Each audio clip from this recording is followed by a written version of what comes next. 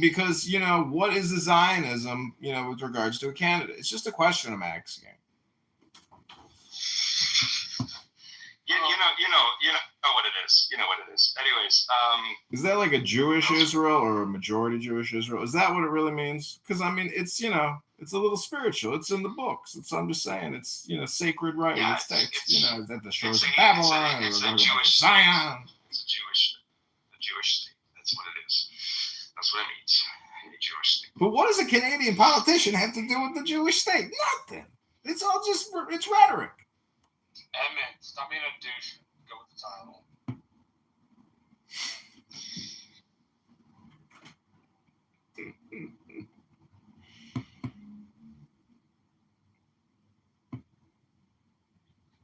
Yeah, sorry, comedian. I'm trying, but All right, so I'm gonna get in front of the computer here, so we'll get some more results. The votes are starting to come in. Again, we're looking at, I think it's 172 is the magic number to get to the majority government. Your thoughts? I think these are very well thought out ideas. So I think own it. So, yeah, that's I think you were talking more about the moral. Let's just turn back. It makes the focus of the conversation more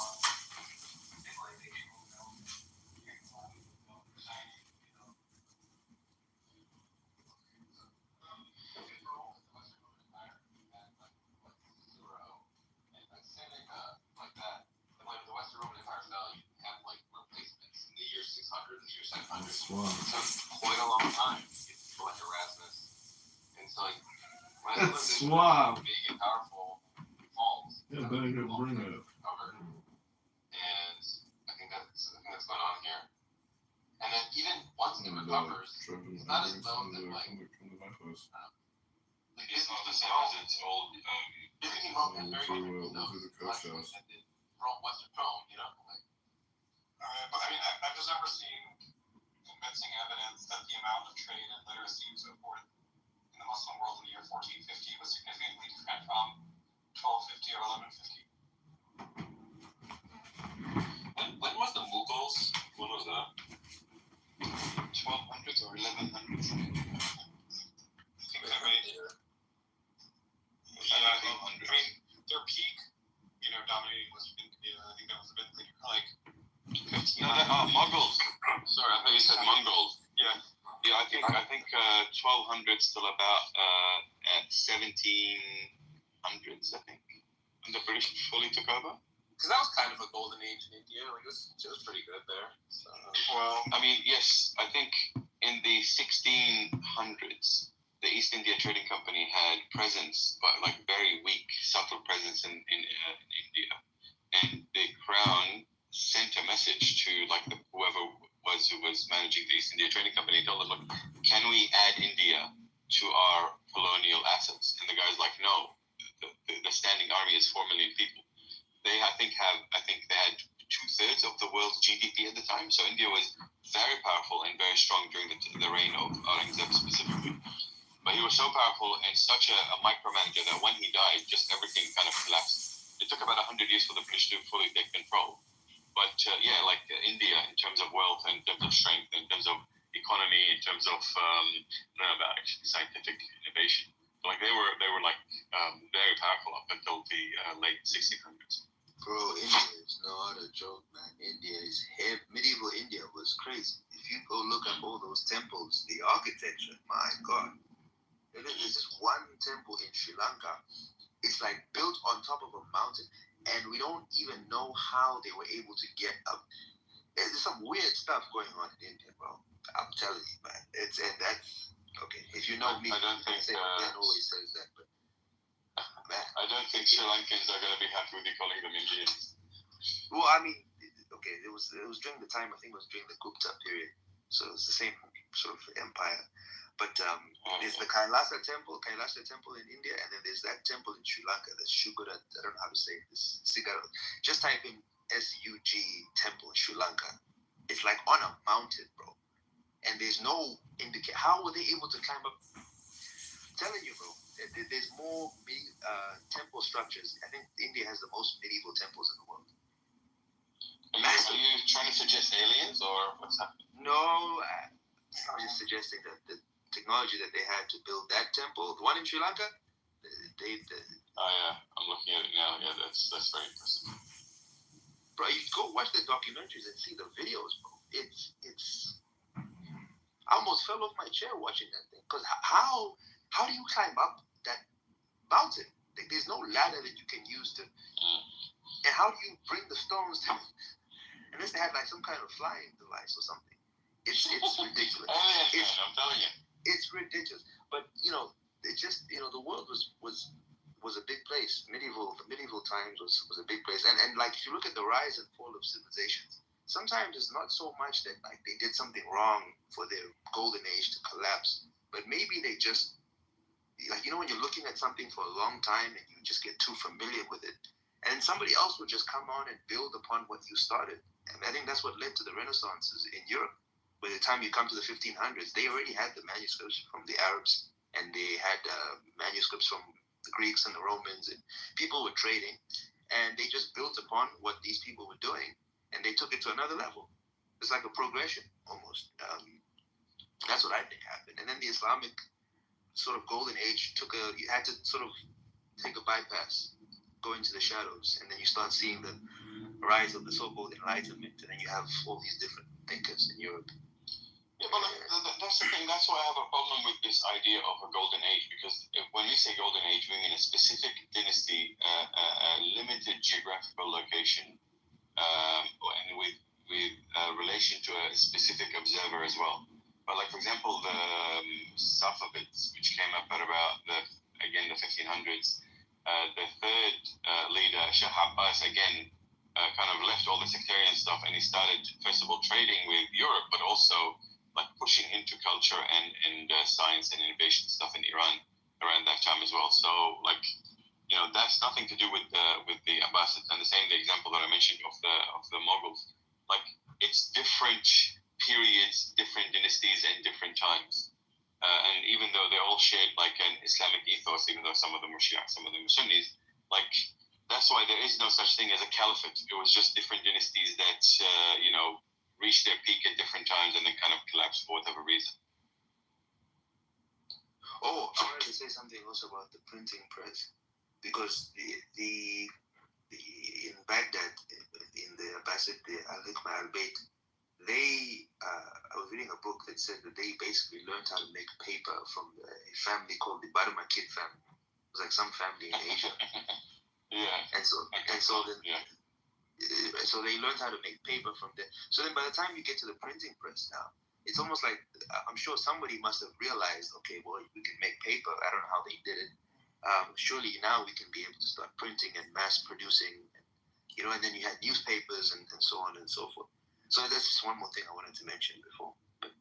But if you know about the Barmakids, if you're laughing, that means you know a lot about Islamic history. So conspiracy surrounding those guys. So the way they got paper was during one of their campaigns, they arrested some Chinese soldiers or something, or someone from China, and they had paper with them.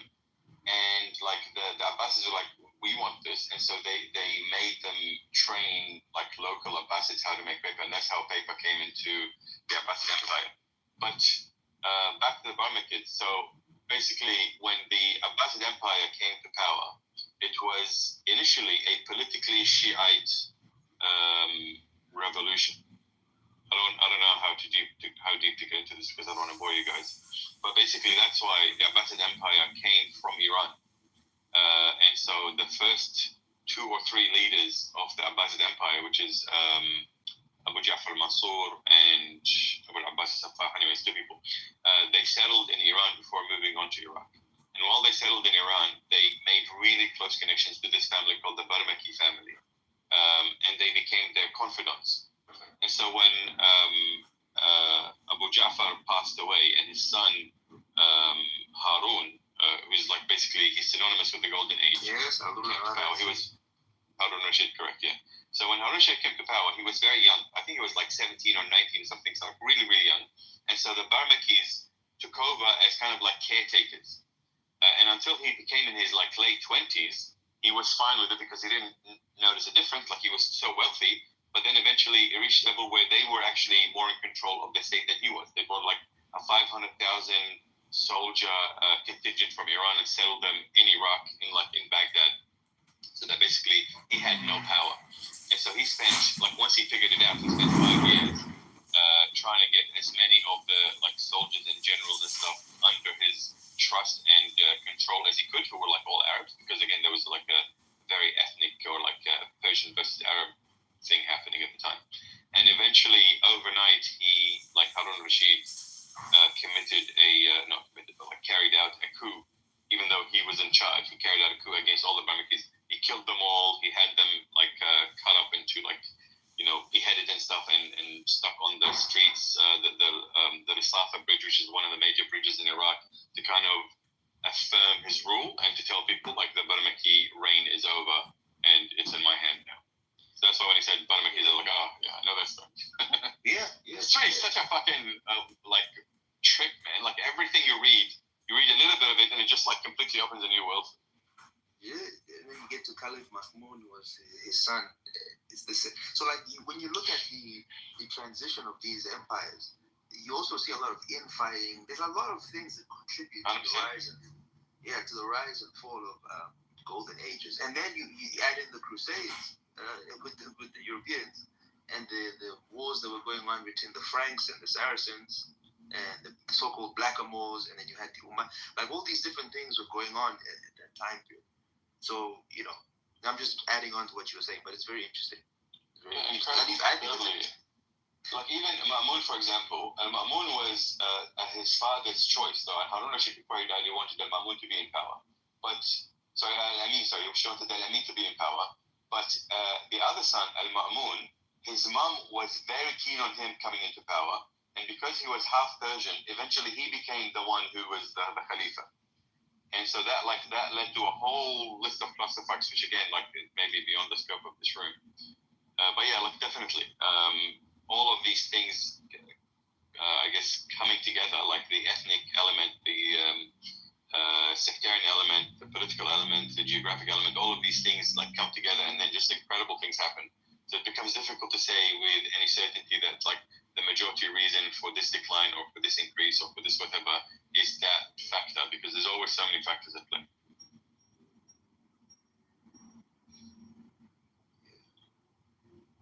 If you come to today, obviously now these empires are gone and we have nation states and so on and so forth. But it's almost like we're beginning to see the rise of a new, I don't want to say a new golden age, but a new age is coming in. Have any of you read Sam Huntington's Clash of Civilizations? This book that he wrote in 19... I know the ideas. The idea is that the world is moving into a polarized time where little nation states are going to become almost irrelevant, and it's going to be about building civilizational blocks. And he wrote this book in the 1990s. He predicted a lot of the things that are happening right now, like the wars in the Middle East and so on and so forth, the rise of the Islamic population, the decline of the European birth rates and stuff like that. A very controversial book he wrote in the 1990s. And what he was saying is that basically you have Western civilization, and then you've got the so-called Islamic civilization, and then you've got the Eastern communist sort of civilizations. And all these different civilizational blocks are emerging on the planet Earth. And that's it's a sign of advancement, that we're no longer in these little tribal ethno-states, but now we're building empires based on civilizational. And civilizations are usually based on principles, right? So what's Western civilization built on? You guys can tell me. There's certain values, right? There's certain heritage, there's certain traditions. I don't know, I don't subscribe to books written in the 90s as blueprints for what's happening at the moment. I don't know what's happening at the moment. It's so violent and so unlike everything we've seen in the last 100 years. I can't claim to know what's going to happen. That book was very accurate, my friend. I'm telling you. It's happening right now. I mean, you can see the... And what's happening in the West, and you guys will tell me you live in the West, is you're beginning to see the West is trying to redefine itself, and then you have this whole left-wing, right-wing dichotomy. and it's like a return to traditionalism and Judeo-Christian values, or we need to embrace a more pluralistic society with secularism and all the things that come with that. So like the geopolitical landscape is a civilization. It's a civilizational discourse. Like you can see now people warming up to Russia and China because of certain things in the media, and people warming up to communism and socialism. But it's really more of a civilization. It's a civilizational conversation. And then now you've got the whole Islamic thing. You've got people like Andrew Tate converting to Islam, and Islam is becoming very popular. Andrew Tate is a grifter. Yeah, he is. But like regardless of what he is, he's very influential. Right, especially among young people. It's politics. It's geopolitics. Maybe he was paid to convert to Islam. I don't know. Yeah, he's definitely paid to become Muslim. Like, no, I don't think anyone paid him. I think he just saw a lot of opportunity in, easy to influence young brown men. And he's like, okay, but if I'm Muslim, I'll just get a lot of people to join my Tate University or whatever the fuck it's called. But like, look, I don't think Islam is currently a civilizational force. Like, I think there's always a potential, and it's like, as a deconstructionist Islamist, I definitely think it has a role, but currently I don't think it has anything. Like most countries now, like whether it's, for example, Iran is under, Russian or let's say Russian circle of influence, and like the Gulf countries and Iraq and stuff are under this like American Zionist, not Iraq, actually Iraq is different. But like the Gulf, for example, in Egypt and Tunisia and Morocco are under the American/Zionist circle of influence. So a lot of these leaders are not really Muslim leaders. They're just like paid criminals for these forces.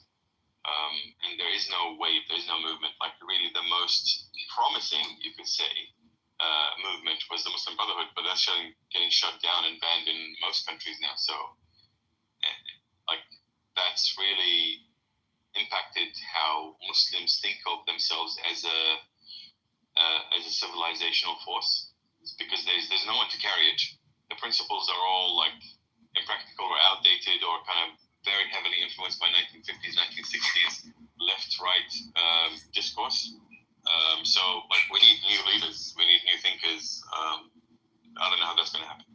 That's why the Mahdi is here, Nasser. Mahdi, yeah, I subscribe to eschatological theories. So yeah. Sam knows him. Sam, you know the Mahdi, right? He's your friend. Yeah. Mark. Which one? The new one? Yeah, the new one. What have you heard about the new Mahdi, Mark? What's his name? Al-Qadim? That guy? The guy who's got a Kitover camp? There's a new Mahdi. I Google his manifesto. He does seem like a random crazy person. The guy with the beanie, right? He's always with a beanie. Yes. The beanie. Yeah, I love that guy. He's so good. I love his interviews. He's just like so wild and crazy. Like his claims are so ambitious. Like, well done to you for putting yourself out there. Yeah, he claims to have written some document, some hadith or something where Muhammad wrote his name, that he would be the Mahdi or something like that. So the interesting thing about this, Ben, is this Mahdi doesn't use Sunni eschatology. He uses Shia eschatology. So a lot of the stuff that he claims, no Sunni has heard it because it's prevalent in Shia eschatological writings. And so, like, he uses terms that I've never recognized before. He mentions, like you said, the hadith and stuff, but, like, none of it we know. And so, I have no way of verifying whether or not, like, it's completely bullshit or not. But I'm just really enjoying the ride. Like, just the way that he takes himself so seriously. Oh, so good. It's fascinating to study, man. This is what they call the end times, right? Abrahamic believers. No, like... Yeah, what you guys believe, right?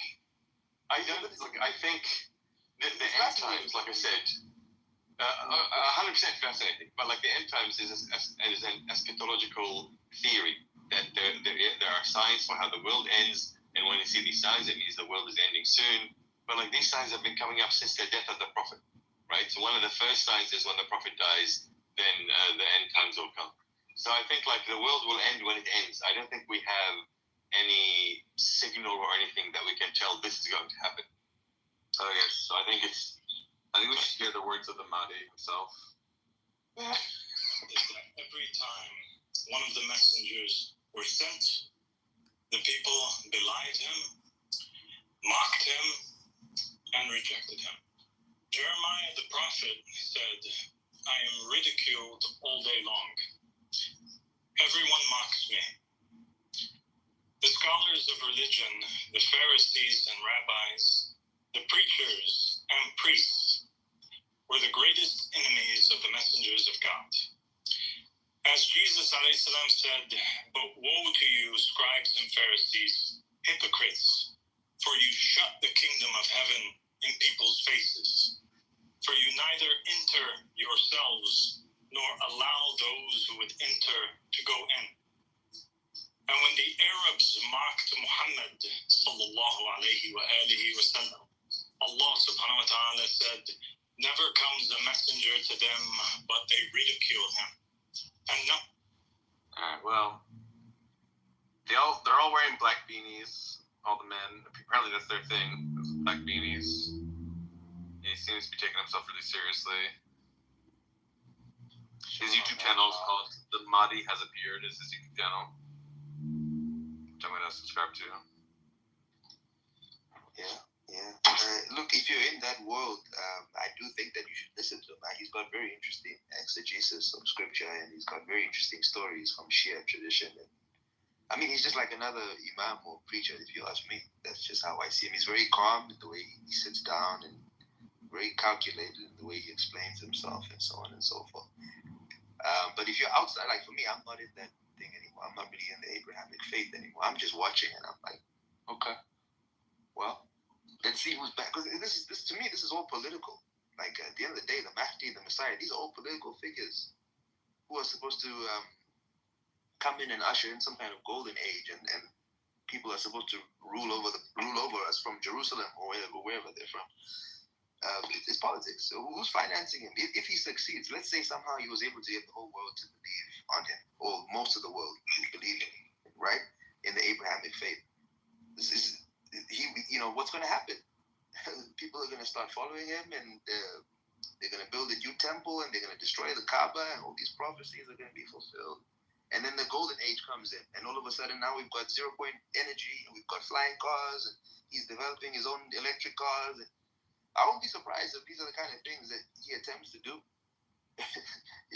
Because at the end of the day, this is politics to me. That's all this is. He's a mouthpiece.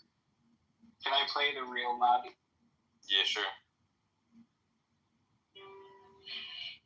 I am Paul Muad'Dib Atreides, Duke of Arrakis. Eludina Estinani, Nelistana Jai, Ruin Dimanaru, Ashidi, Listakantari.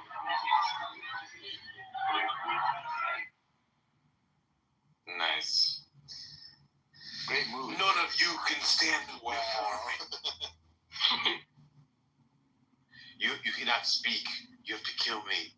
It's the only way. I'm pointing the way. Yeah, man. It's very dramatic. But this is the world of most people. Most people are in this world.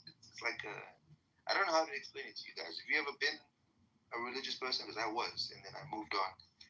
It's a very immersive experience. When you're in it, you think it's real. And it is real in some sense, but it's like on a spectrum almost. Like on a how do you say? Like almost like on a lower level. To them, this is how they see the world. They see Mahdis and Messiahs, and gods and spirits.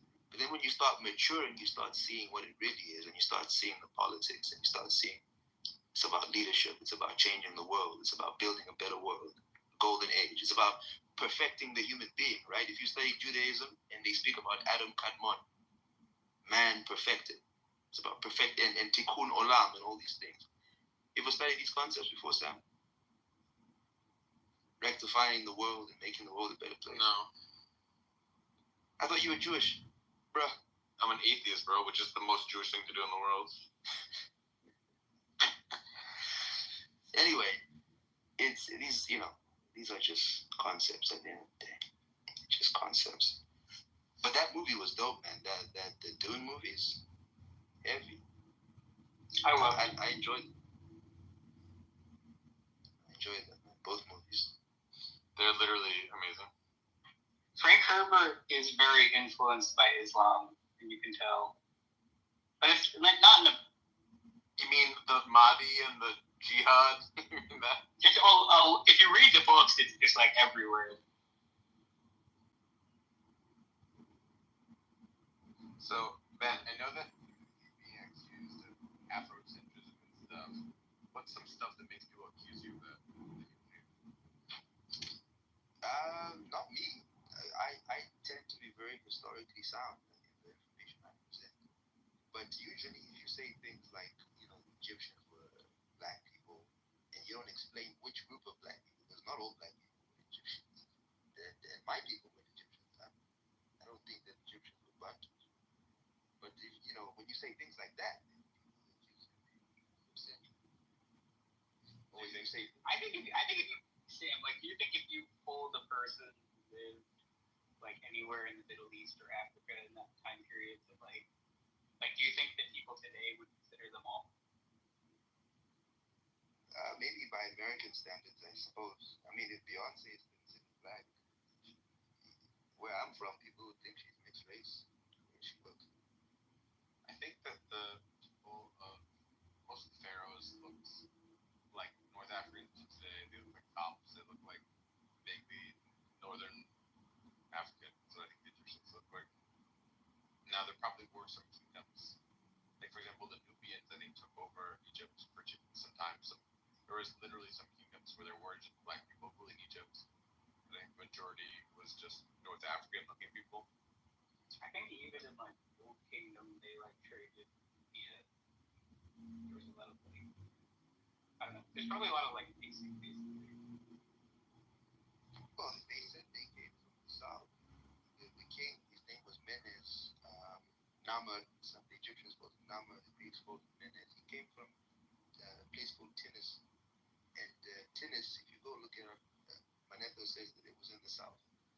Ta-Nehesi, that was the name of the place. Ta-Nehesi. And it was the Kushite lands. And the first state that was established in Egypt was actually called Ta-Seti, which is the same name that was given to the kingdom of Kush. You gotta admit they had cool swords then, right? Your sword. So, yeah. Anyway, somebody's saying, where's this conversation going? This might be boring other people listening. But, those are the kind of things that lead people to call people Afrocentrics. Like especially the modern Egyptians. They get very annoyed when you say things. Because obviously the modern Egyptians, they look different from the murals that we see. The 18th dynasty and the 15th dynasty. The Temple of Luxor and the DNA studies that have been done. The Egyptians were Nile Sahara. The murals represent the ancient Egyptians as kind of brownish, not black, and they have like murals where they present black people, obviously different from their kind of main representation of themselves. They also do things like sometimes they'll paint men and women slightly different colors. It's not because men and women actually different skin tones. But the DNA evidence is pretty dispositive. And in fact, the further back you go in time, in terms of ancient DNA you sequence, the lower the contribution of sub-Saharan, detectable sub-Saharan ancestry. I'm sure they had a small amount back then. But it was like a very small minority.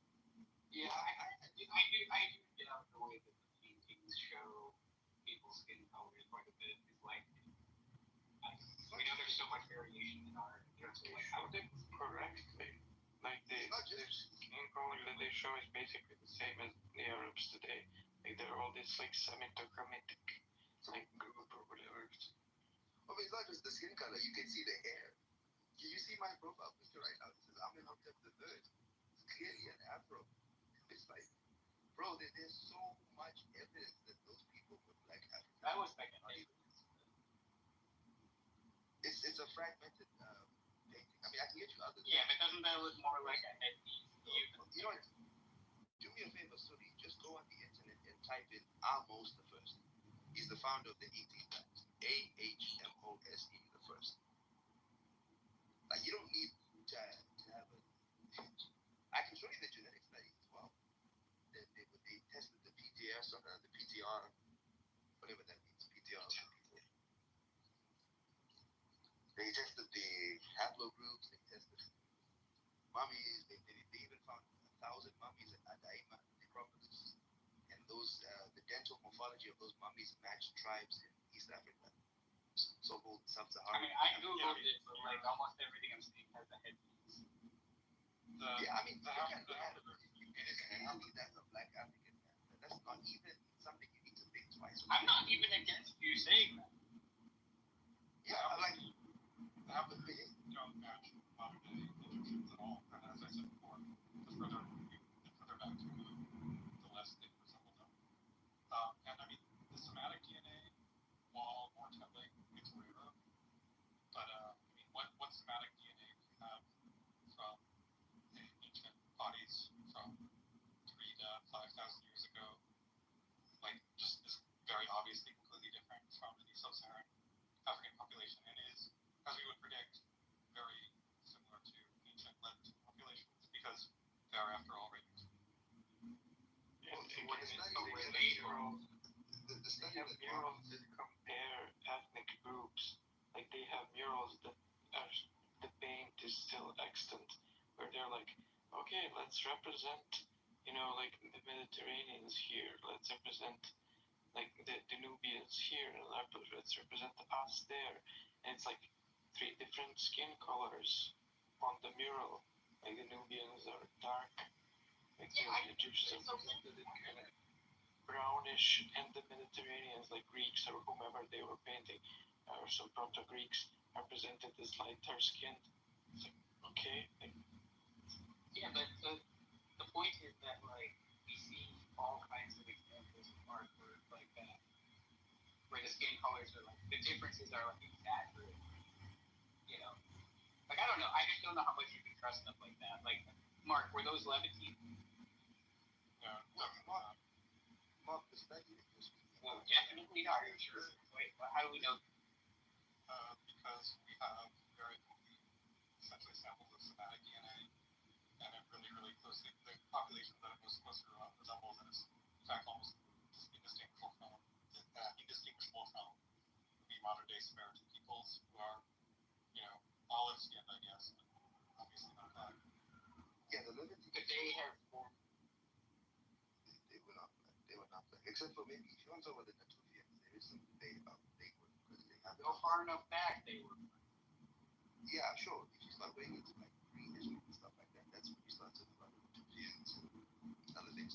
But the study that Mark is speaking to, I think that he's also referencing, it's a study that was done in 2017, where they tried to say that the modern Egyptians have actually gained sub-Saharan African ancestry compared to the ancient Egyptians. Yeah, that's the one you're referencing.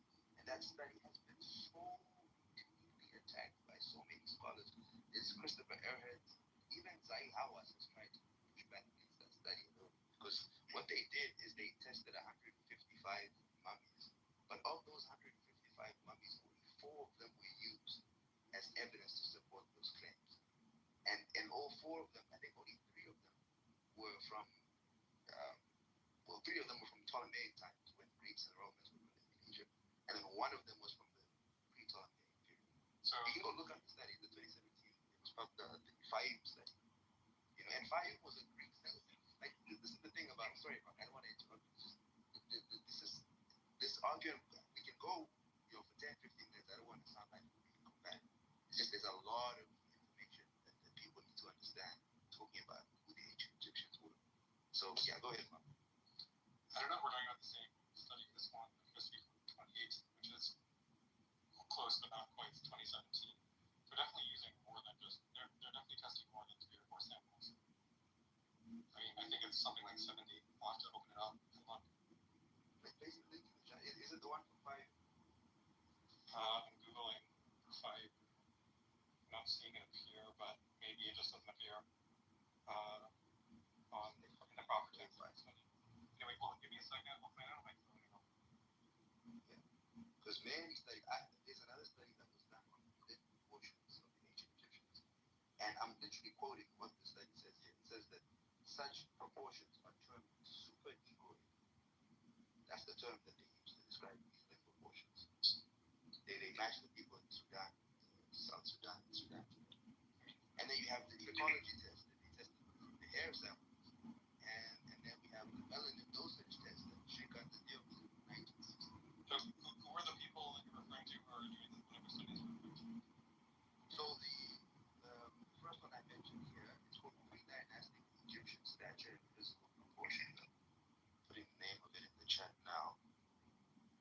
And it's just, I just read the abstract. So this is from 1986, and it's probably going to be extremely out of date given the leaps and bounds in archaeogenetics that we've been able to, we've been able to make in the last 20 years. I don't think this one is from 1986. It says The ones from Robbins and Shute. yes, Robbins shoots at Christ College, Cambridge, England. Yeah, that's 1986. Okay. So do you think they made a mistake or something, or were those? I mean, I just don't think that like this kind of physical anthropology is remotely as reliable a guide to ancestry as genetics / archaeogenetics. Like they're measuring, the relative like someone's, thigh bone or whatever. It's going to tell you a lot less than what their DNA says. Yeah, I know. So that's why I said there's a lot of data. So we can look at the DNA and what we've been able. I can also show you some DNA studies as well. Specifically, you notice I'm focusing on the 1890s. That's the one that seems to have a lot of what they call Nilo-Saharan Afro-Asiatic DNA. Not Bantu. Say Bantu or Nilotic. Nilo-Saharan. Let me see. I'm just looking at the one you just said now. 4,000-year-old Egyptian mummy head.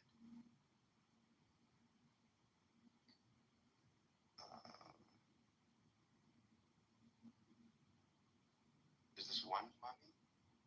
I've never seen. I'm trying to find the one I was thinking of. This one actually, the one I was thinking of used definitely 70 samples.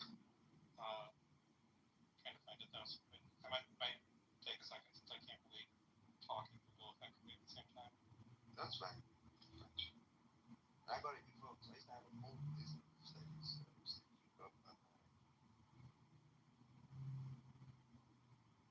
But then obviously outside of the DNA studies, you also have Herodotus, you have Pliny, you have all these ancient writers. We're very unconfused about the ancient Egyptians. They grouped them in with the Ethiopians, said they had black skin, woolly hair, and so on and so forth. And then you have even the Bible said that the Egyptians are the sons of Ham. I mean, we have really realistic paintings, essentially portraits of ancient Egyptians from the time of like any or so. They clearly don't look anything remotely like dialogic peoples. Well, okay, so now we're talking about the five portraits, right? From the time of let's just say maybe 280, 180. Something like that. I mean, that's not very far off. Right. Those are the five portraits. And I agree that those ones actually look like modern Egyptians. Some of those ones. But there is other ones that people don't look at. The ones that people show are the ones that look like modern Egyptians.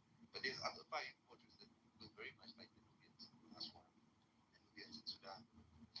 Alright, so I apologize for interrupting, but I found on my computer the study I was looking for was different, although it has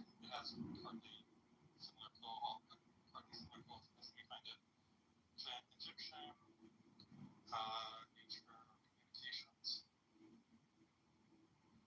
This one is in fact from 2017. Hold on. Yeah, that's the one. The one with Schumann. Schumann, yeah. Yeah, Schumann. So if you read that paper, what they'll tell you is that they looked at 155 samples and they selected like 70 something of them. And then of all of those samples, only 4 of them were useful for examination. You gotta read the whole study and you'll see. Like the one I'm looking at here is 19 mitochondrial genomes. Where is it now? Where does it say that?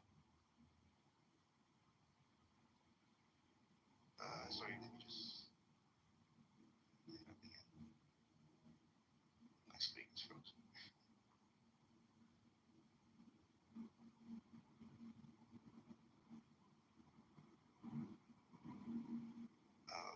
says here we present 90 mitochondrial genomes as well as genome-wide data sets from the individuals obtained from Egyptian mummies. The samples recovered Middle Egyptian span around 1300 years of ancient Egyptian history. Our analysis revealed that ancient Egyptians shared more ancestry with Levantines, yada yada yada. It may be that the case that only 4 samples were useful for autosomal DNA, but not for mitochondrial DNA.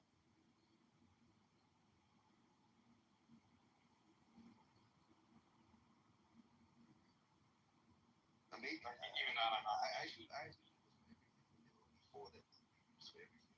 No, it's That's why because so much uproar about unfortunately, the mummification process, while good for preserving bodies in some respects, tends to destroy the parts of the body that we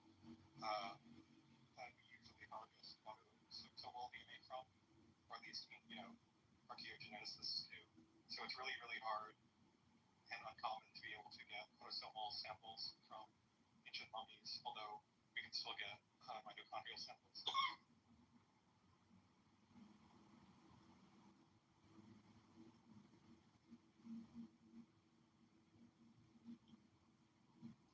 So, did the Kushites only conquer Egypt once during the Pada period? No, Kushites founded Egypt. As I said before, I said the first state in Egypt was founded by Kushites. Nama was from the south, or Menhesi was from the south. And then, Go ahead. Sorry, I didn't mean to interrupt. Go ahead. So that was the first time. And then I think there were subsequent dynasties. I think it was the fifth dynasty. Nubians have always had a heavy presence in Egypt, but then the most famous one is the 25th dynasty. That's when Tahaka came in. And that's when even mainstream historians will say, yes, that's when Kushites finally came in and conquered Egypt. Yeah. That's 744 BC, 25th dynasty. That king was famous too. Tahaka is even mentioned in the Bible. So it seems that in the study, you have 90 mitochondrial samples that they're comparing with, a comparable number of modern-day Egyptian and Ethiopian samples. Right.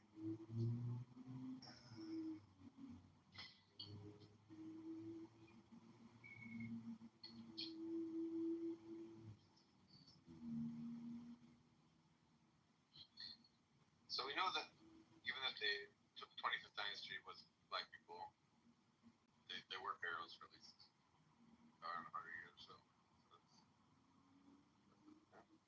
Yeah, we know the 25th dynasty was but that's not even the point of contention. Most people acknowledge that. But the SDRs that were done,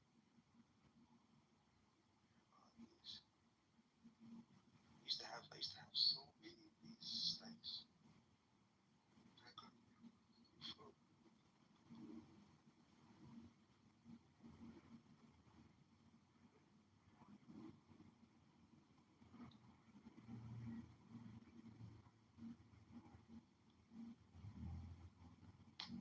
Yeah, so anyway, I mean, short answer to your question, that's why people end up accusing, maybe not me, I don't think I've been accused of being Afrocentric, because I'm not an Afrocentric. I don't even think life started in Africa. I'm a little bit far out there. But, where did you get credit? Yeah. Through India. You did? But, yeah. But before I begin, that's more of a personal belief. It's not something I can necessarily prove empirically. It takes a bit of time. Do you think Sanskrit is where the Proto-European languages started? Like you believe in out of India theory as opposed to the Yamnaya invasions from. I haven't studied that particular theory in depth, but obviously Sanskrit is connected to many European languages, Indo-European language. But I do think that there was obviously what they call an Aryan migration. Now they used to call it an Aryan invasion. There was obviously migrations of people from the Caucasus and other parts of Europe came into India. So they exchanged, maybe they started in India before they. I don't know, but there's a DNA. There are studies that were done on mice, and they did find that the oldest. There's a particular mouse that's found in agriculture. There's a mouse because mice are pretty fragile creatures. They can't really survive in the wild, right?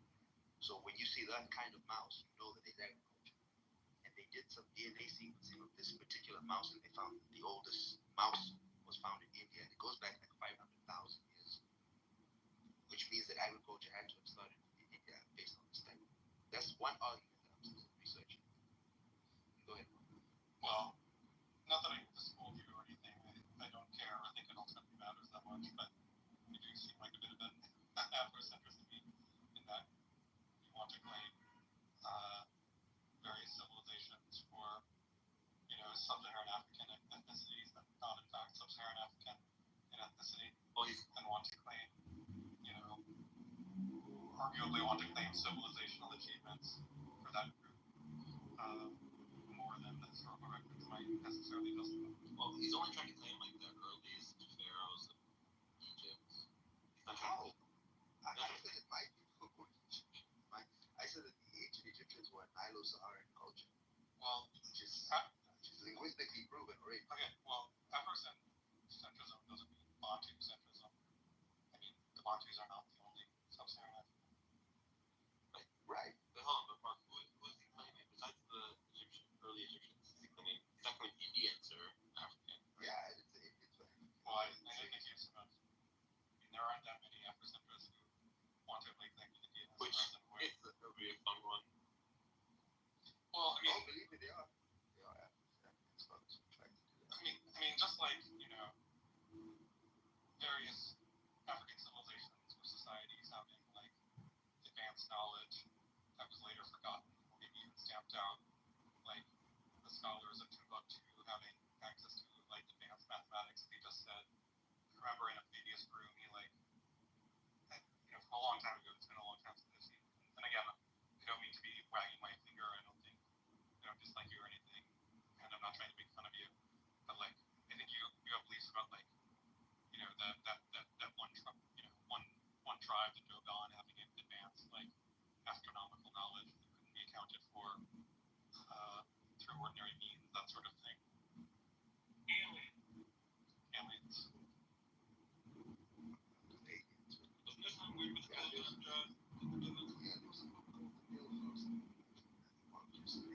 Dogon had knowledge about Series A and B, which is something that we hadn't discovered until the recent 20th century. So that was, I think that was the point I was trying to make. That I wasn't as well read as I am now, so nowadays I'm a little bit more calmed down. That was months, maybe almost 6-7 months ago, I think. That was the last time I brought that up. But yeah, I do think the ancient Egyptians were definitely Black African culture. How did they anybody in that subject? Way too much data on that, bro. That's like that debate ended with Sheikh Anta Diop and the UNESCO when they invited Theo Fababeng and Sheikh Anta Diop to the UNESCO conference. That debate ended in the 70s. Over the like this fresco from a tomb in the 11th dynasty that are linked clearly shows that the Nubian vibe of the pharaoh is dark skinned and that the Egyptians are only brown skinned. The difference is huge in their own presentation. Based on the 11th dynasty. I don't understand what he's saying.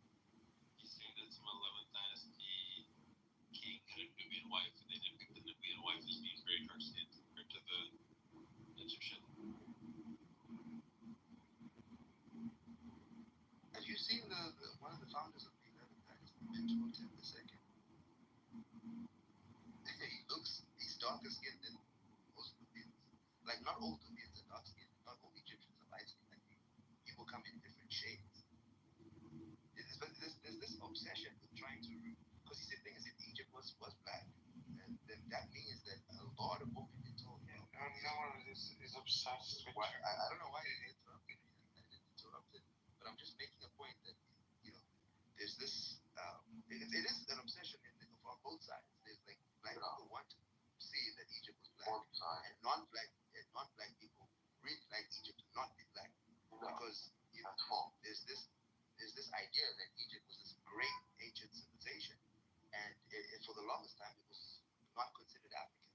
considered European, and then it was considered Middle Eastern. And now people are starting to actually say, actually, no, it's most likely an African creation. That's what the Greeks said.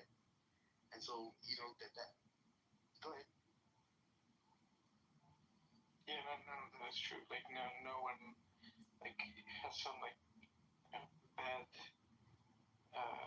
sentiment towards black people. They want to deprive like their history of this great achievement of the Egyptians. Like the people who are like have negative sentiments towards black people are yet the yokels who don't know what ancient Egypt even is.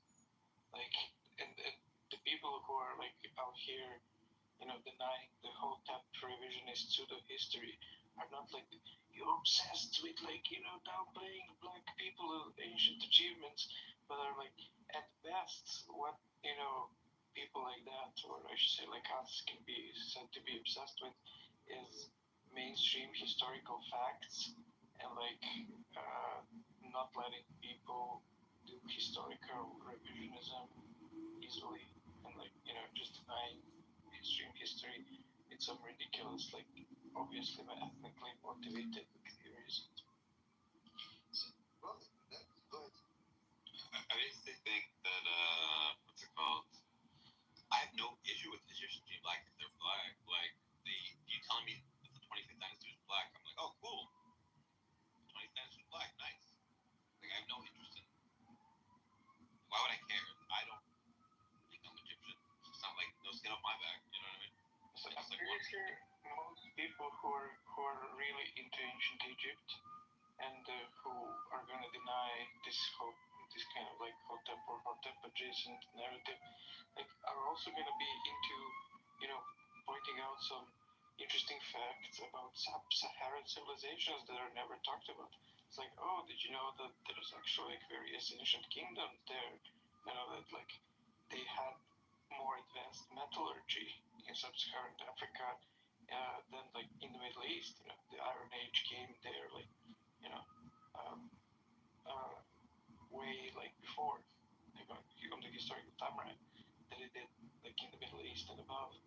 So there's like various interesting facts about like kingdoms and civilizations that everyone agrees are black. That people who like ancient Egypt are going to be also fascinated by and want to promote and want to see, be like, look, like various interesting civilization stuff like that down there with black people in sub-Saharan Africa. But so it's like there is no motivation among like these nerds who like Egypt.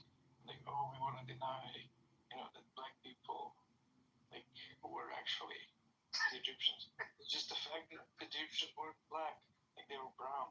Like sure, there was like some Nubians there, like several pharaohs, obviously some pharaoh wives, probably lots of civilians were Nubians. Like it was a neighboring kingdom, of course. It was like mixing of people. But whenever Egyptians present themselves visually, they present themselves as brownish people, obviously distinct from Nubians, like taking like the typical kind of image of one and the other. I say typical because of course, what was said is true. Not all Egyptians were brownish. Some of them were of Nubian origin and were like dark skinned and vice versa. Like of course, like yeah, but the fact is that the vast majority of them were not black people, they were like brown. Why these two questions? Why is this obsession with, like if a person is black skinned, they're Nubian. Why can't they just be Egypt? I'm asking you a question. I think it's very interesting that you would make that statement. So like, if somebody is black skinned, they're Nubian. All they have Nubian heritage. There's no like original Egyptian black population, right? Well, why do you say that? Is that just how it is, or I'm just trying to understand. Where is the original like Egyptian black population? Like maybe in some prehistory, like pre-dynastic Egypt. Like I don't know, but everything we know about the Egyptians, like from their depictions of themselves, they're brown people. They're like Afro-Asiatic, like the Berbers, like all the other like non-Egyptians in North Africa. Like Arabs, whatever.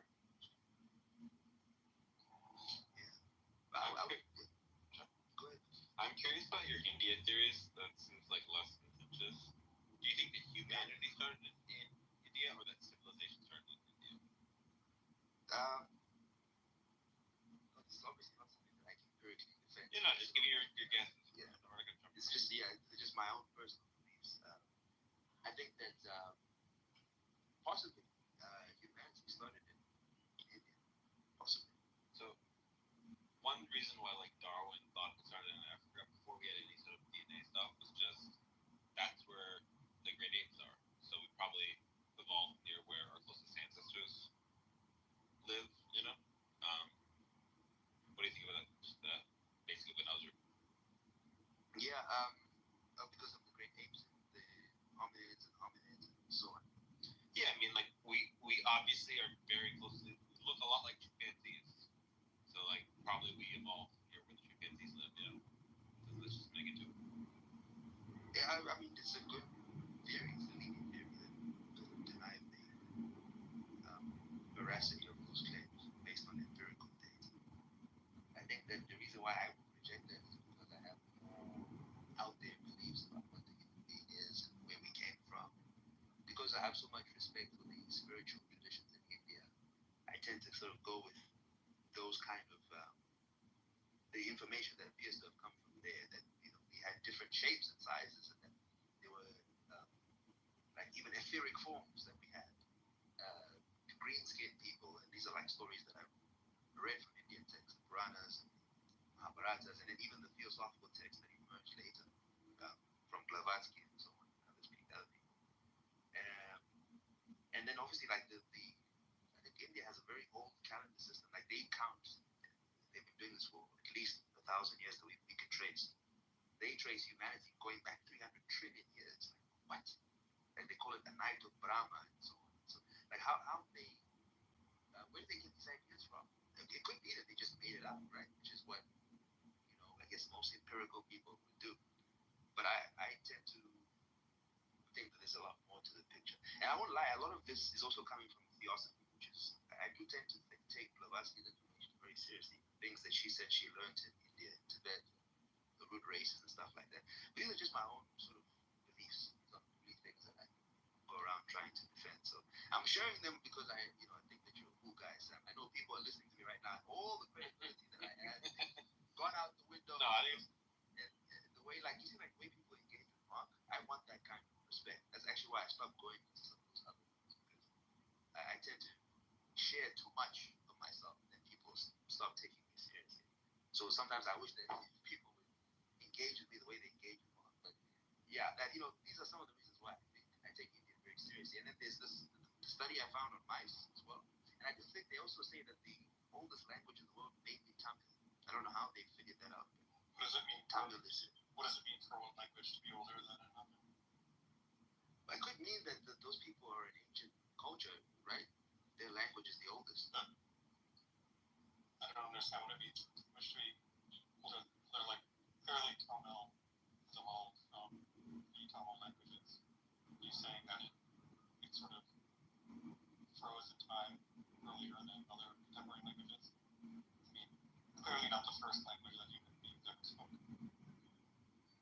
Yeah, but you would think that it would be some African language, right? Theoretically, that some African language would be considered the oldest language, the oldest existing language on the planet today. But for some reason, they look at Tamil and other languages from India. I mean, again, it's not really clear what oldest existing language means. It might just mean the language that has existed. I mean, the language that has more or less existed in terms of mutual intelligibility for the longest. Like how far back can you go in time and still get speakers who can communicate with modern speakers? But even if that were Tamil, I'm somewhat skeptical that that's the case. That wouldn't tell us anything. It's like saying, Bob is the oldest human being, and he's 120 years old. But that's not going to tell us, say that the ethnic group that Bob came from is older than anyone else's ethnic group. Do linguists think there was a first language? Like, we've Proto-Near-East. Is there like a proto, all the other, where every language comes from? Is there like a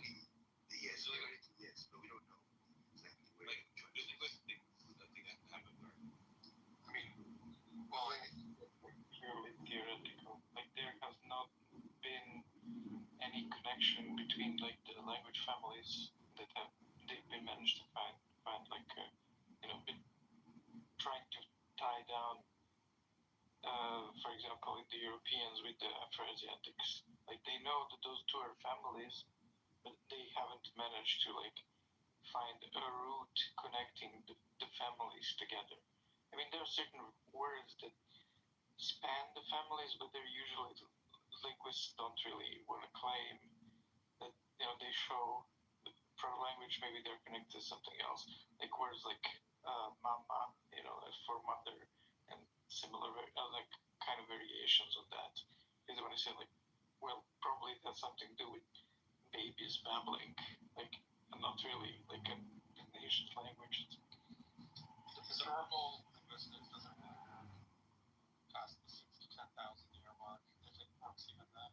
But like I think the oldest sort of language that we can sort of directly infer the existence of, I guess, would be Proto-Asiatic. Sorry, Proto-Afro-Asiatic, maybe 8 to 10,000 years old, but that number is extremely speculative.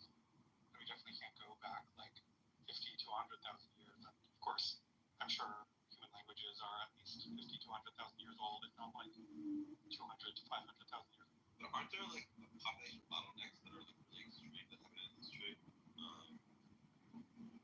Like if you take seriously like some sort of saltationist view of human evolution that some other philosophers and scientists take, like that there was just a few, or some people like Chomsky would say maybe even one mutation in our brain that produced like the behaviorally modern human from the anatomically modern human.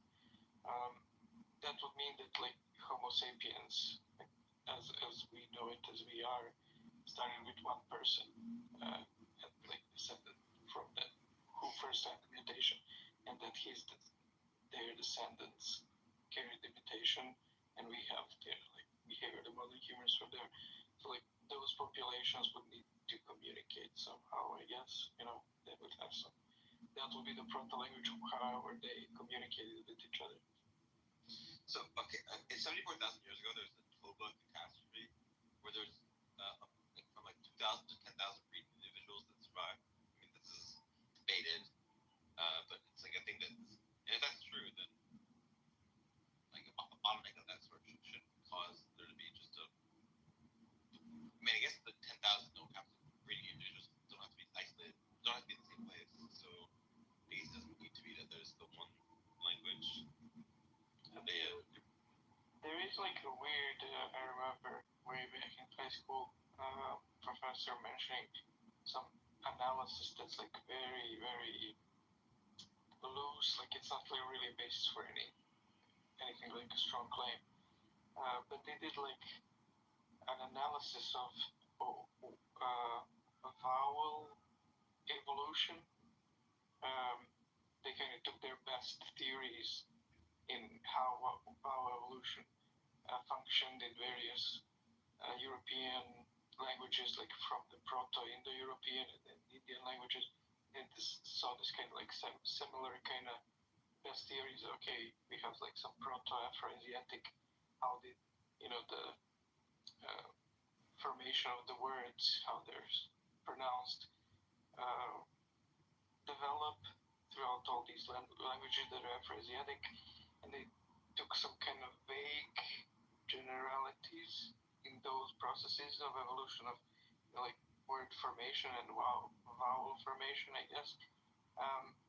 And then they kind of did some analysis to try to see which kind of languages had most development and which had least.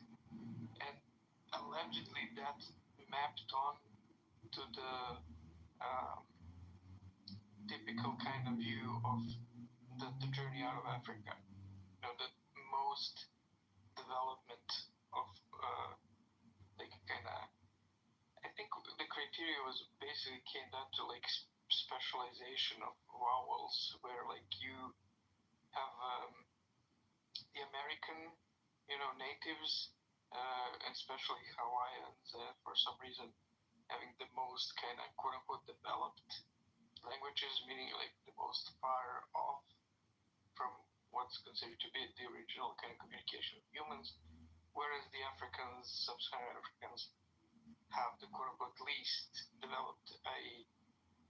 presumed to be the closest to the original communication of all those humans in terms of like their the way that the words and the pronunciation of words work, like doesn't have as much as quote unquote refinement. Again, so that none of this is like value judgment refinement in the sense like, you know, aesthetic or something. It's just like they at least conjectured that as humans move away, when you have like a new community moving away and away, they have more freedom to make their like language simpler, the words, the letters, syllables, and they do that. That was kind of the gist of the idea, I guess.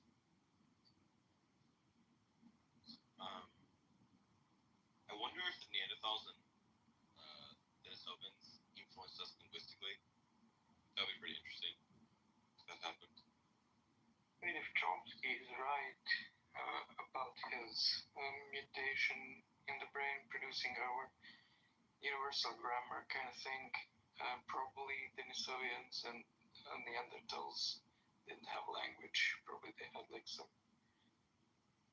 animal level communication, like grunts that reference, you know, bushes or danger and that kind of thing. I mean, saltation is very rare in evolution, and so just on priors, you should think probably not. No, I disagree. Like, I think like Evo Devo like showed that actually most evolution was saltations. Oh man, this is wild.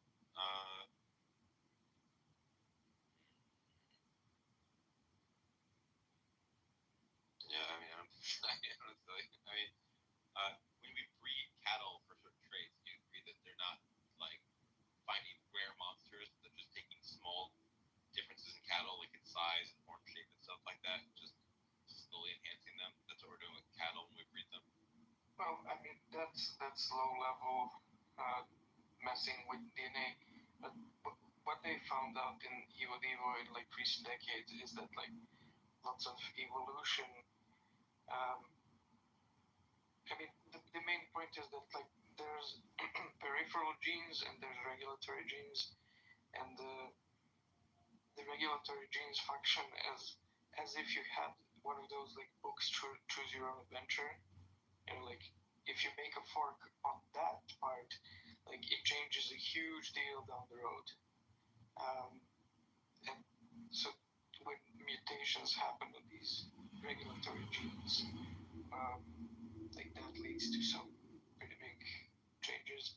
And so, for example, one of the big changes in understanding of evolution that in earlier times, what they called like concurrent evolution, I think in English, they were like, oh look, there's this branch of evolution, and here they developed eyes, and but these relative of theirs, like they don't have eyes.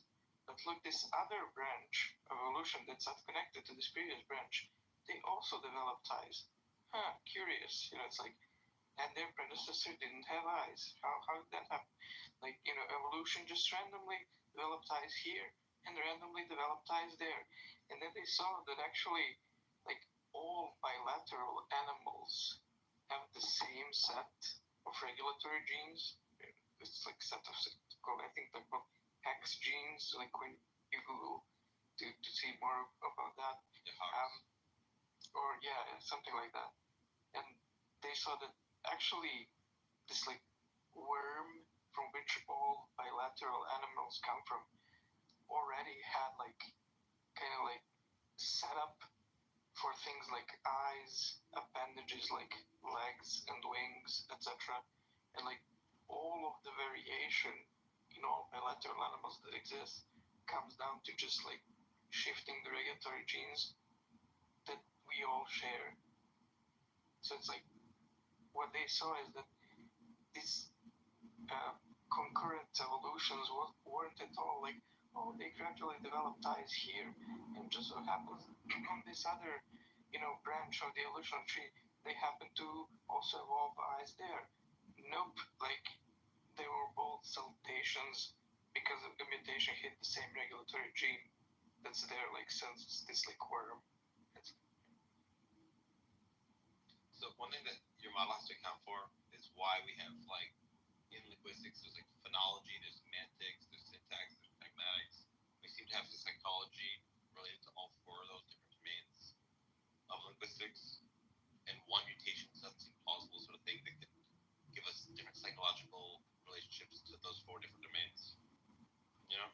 Yeah, that's it's a bit of Kind of a stretch, you know? yeah. But I mean, Chomsky's proposal for what the one mutation is what he calls the or the effect of that one mutation is what he calls the merge function, which would basically be like our ability to form sets. So like, it would work for semantics in the sense of like you can now coin terms. You know, like you have a basically like universal. You know, a term cat. It's a set that includes all these things. You know, things that you show, like examples of cat, but also things that you might abstract, like shape and color, stuff like that. And the same function gives you this universal grammar kind of thing that Chomsky focused on working on and developing how it works. But he also expands. He says like, and it also gives you math. Like in the set, this set formation gives you like the concept of one, the concept of two, and then this goes recursively into infinity. You have the concept of infinite numbers now. You can do mathematics, etc. So like for him, like this is like pretty big. Yeah. With the eyes thing, with the like planaria or whatever that has like the eyes, like same genes, it might be true that like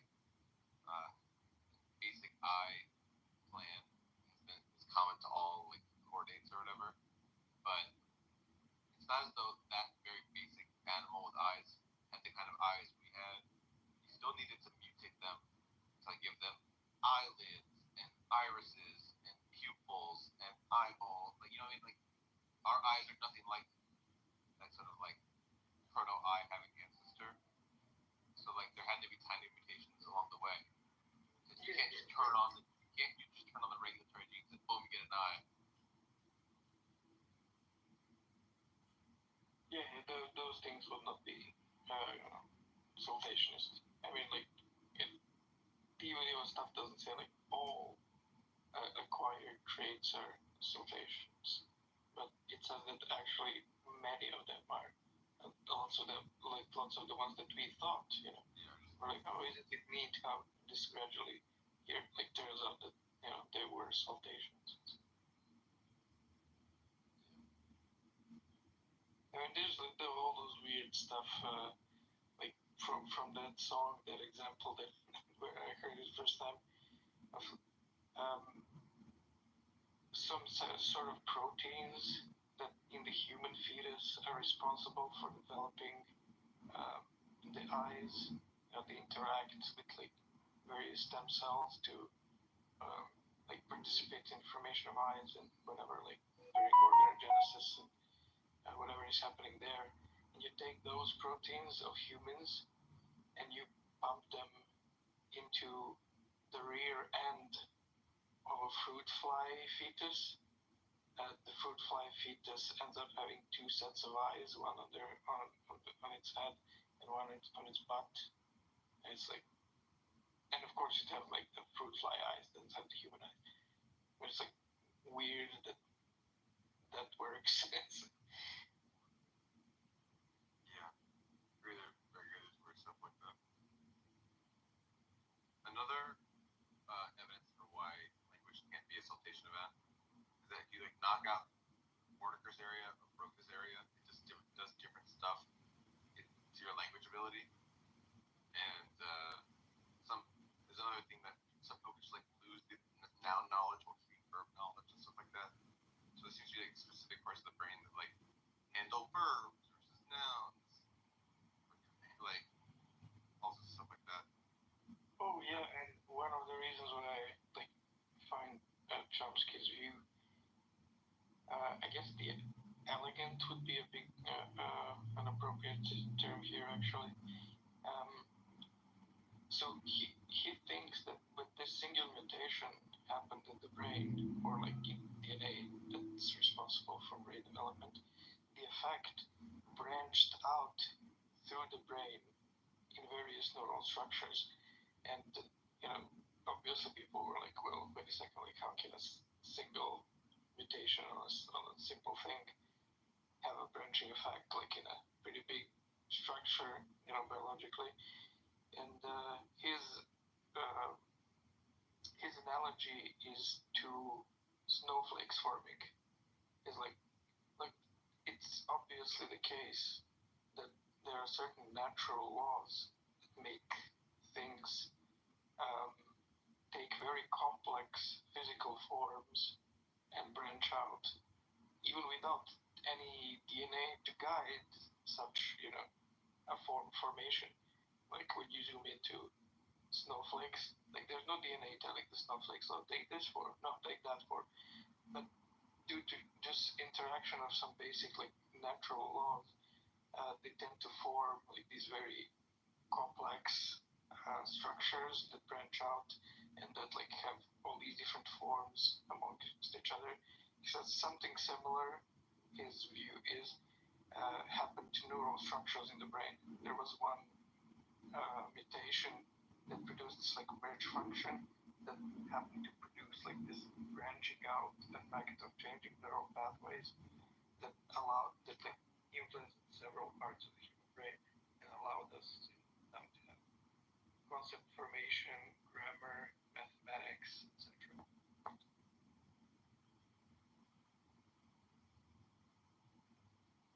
Mark, I see you're battling with Cleopatra in the chat. You wanna just on mic make your case? I mean, Cleopatra in particular, her sort of ethnic identity is a little bit more She's a Greek, like Afrocentric space because, like, she is like way more indisputably not sub-Saharan African or what have you than some early Egyptian dynasty. she's from the Greek guy named Ptolemy. Like we know who the guy she's from. Who said she was a sub-Saharan African? I don't think anyone has ever made that claim, even in the Netflix documentary. Well, Claim. people do. The claim is that she was quote unquote black, and that term, like I said to you before, there's different groups of people that are considered black. But the idea is that she was possibly, I mean, I don't even know for certain, possibly she had some Egyptian ancestry. I'm trying to look up her family line right now, but I think we only know about the Ptolemaic line. We don't know about her mother's side. And there was a study that was done by, I put it in the chat, where they supposedly found remains of her sister, indicating that her mother had African ancestry. Well, this is actually how it started. This is a very old BBC article. It's from Well, so 10, 15 years ago. it's true that there's a distinction to be made between black and sub-Saharan Africa, but I think I'm using sub-Saharan African because I think the overwhelming majority of people in that era who you would call black were in fact sub-Saharan African, and in particular the ancient Egyptians, the Hellenistic period or the Roman period, were clearly, the overwhelming majority of them would not have been what you would call black. I mean, maybe there were some, people in the South who were like, maybe some of their territory would allow modern day Sudan or something, and you would consider them black, but those aren't the sorts of people that I think would have been common Egyptians. And moreover, I don't think that the common Egyptians were Cleopatra's ancestors. First of all, the mother of that princess Arsinoe that we're talking about, I think it may have been a different woman than Cleopatra. But more to the point, even if I'm wrong about that, I think like modern, these are like measurements taken over 100 years ago, and I don't think that like skull or bone measurements are considered a super reliable way of gauging ethnic ancestry. And in fact, if you Google like a Wikipedia article for Cleopatra, they'll mention the specific person that you're naming as a source for the claim that Cleopatra's mother was Egyptian or black or something like that. And we'll say, these other scholars point out that this is not a reliable anthropological, gauge of biological ancestry.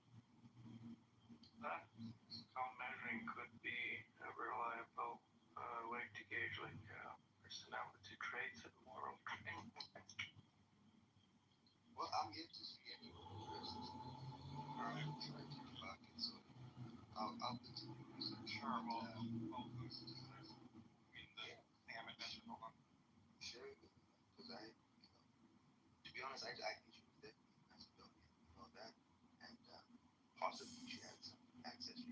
Now, you know, we start going into the Macedonians, but the Macedonians purely Caucasian, but at least either way, I doubt they were black.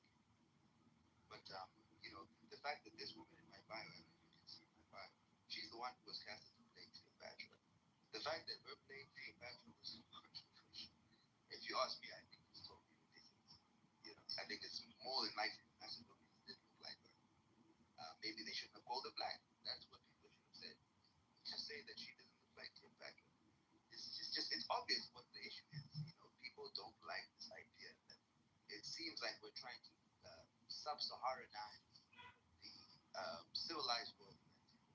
People don't like the idea that because they think it's ahistorical, and I also think it also sort of about these primitive sub-Saharans think they can just claim other people's history.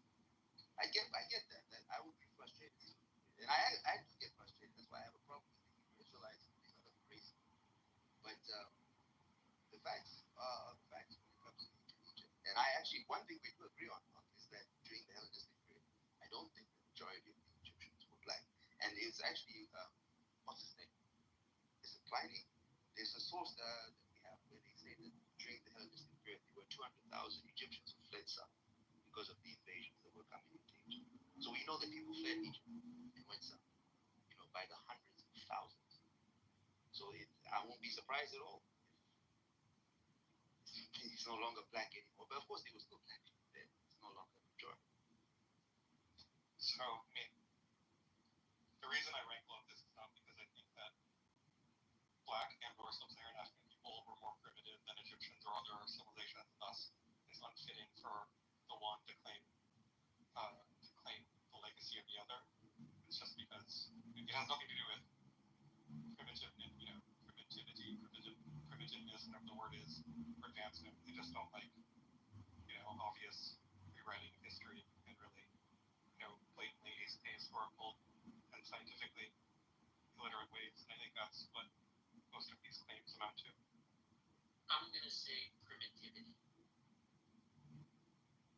I'll have to Google it. I'm busy on Wikipedia at the moment doing what I said I would do. If you are interested in some more data, you're more than happy to send you some documentaries and some studies. Because I do have them on my laptop. I don't have them on my phone. If you are interested, because a lot of people, they tend to combat me on this, and they just leave the subject alone. But if you are interested in the truth, if you are looking to see what the other side of the argument is outside of an ethics or a YouTube video or some Metatron, I don't know if you know Metatron is a very famous YouTuber who does history videos. People don't actually look at the argument that people are making for the Africanness of ancient Egypt. So if you are looking for it, I can share those sources with you.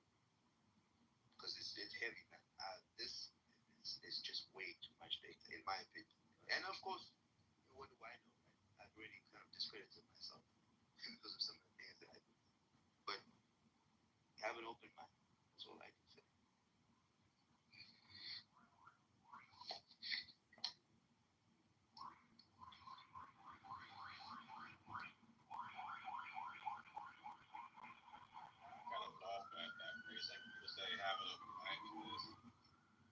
Especially like in the era of Trump, where everybody seems to have, equipped with like their own facts, and we all wonder where they got those facts from, because it's not the same facts that we've got. I don't know, so it makes me feel weird when you say. So apparently, this Austrian academic, I guess her name is Thur, Thur, is from that, I guess. She didn't have access to the actual. She didn't have access to the actual skeletal sample that was apparently destroyed. Rather, she was going based on notes of measurements from like 1920, which is probably people were modern forensic science had been invented and people were less careful now.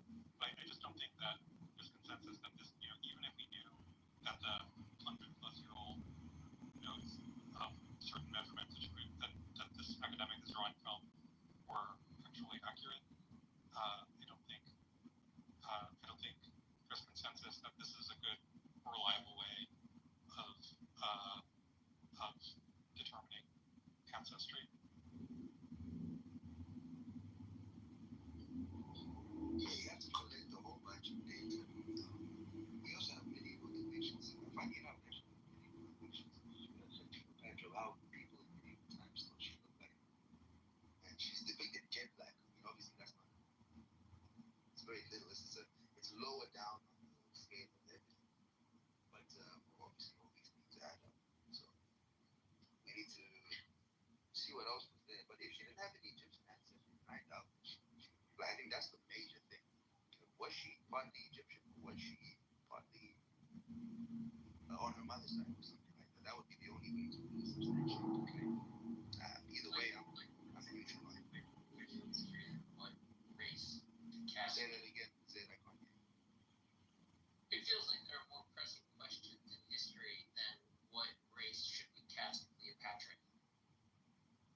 Well, Cleopatra, sure, but when it pertains to race and history, I think it's a very, very important subject because I'm sure many of you already know this. For the longest time, it has been presented to us that certain groups of people have been a footnote on human history, that they've made no contributions, that they were not involved in any of the ancient or major empires that developed over to their civilization, that contributed to the honor. Like there's just been all these lies about civilization. I mean, especially if you go back to say like 50, 60 years ago, Egypt was considered a white European civilization, and we just forget it. Forget like things are constantly evolving. It's incredible, man. There's more pyramids in Sudan than there are in Egypt. Most people didn't even know that until like recent times, but they're there. How do you explain these things? So it's important to understand who did what in ancient history because a lot of reconstructing or what they call revisionism needs to be done because people have been lying. Or let me be honest with you, Frank, the Europeans have been lying. I mean, that's not true. It's mostly Afrocentrists who are lying and extremely archaeologically and politically incompetent. For example, enlisting medieval depictions of Cleopatra, that's not going to tell us anything about how she looked. And I don't even think what you're saying about that it was consistent that they consistently portrayed her as black. I haven't looked into it. I doubt that's true. Like maybe some of them did, but I doubt that would be a totally consistent thing. But again, I mean, you can look at like contemporary coinage from her era. It's not. I mean, it wasn't really colored or anything to a point, but I mean, the features aren't obviously what we would identify as black.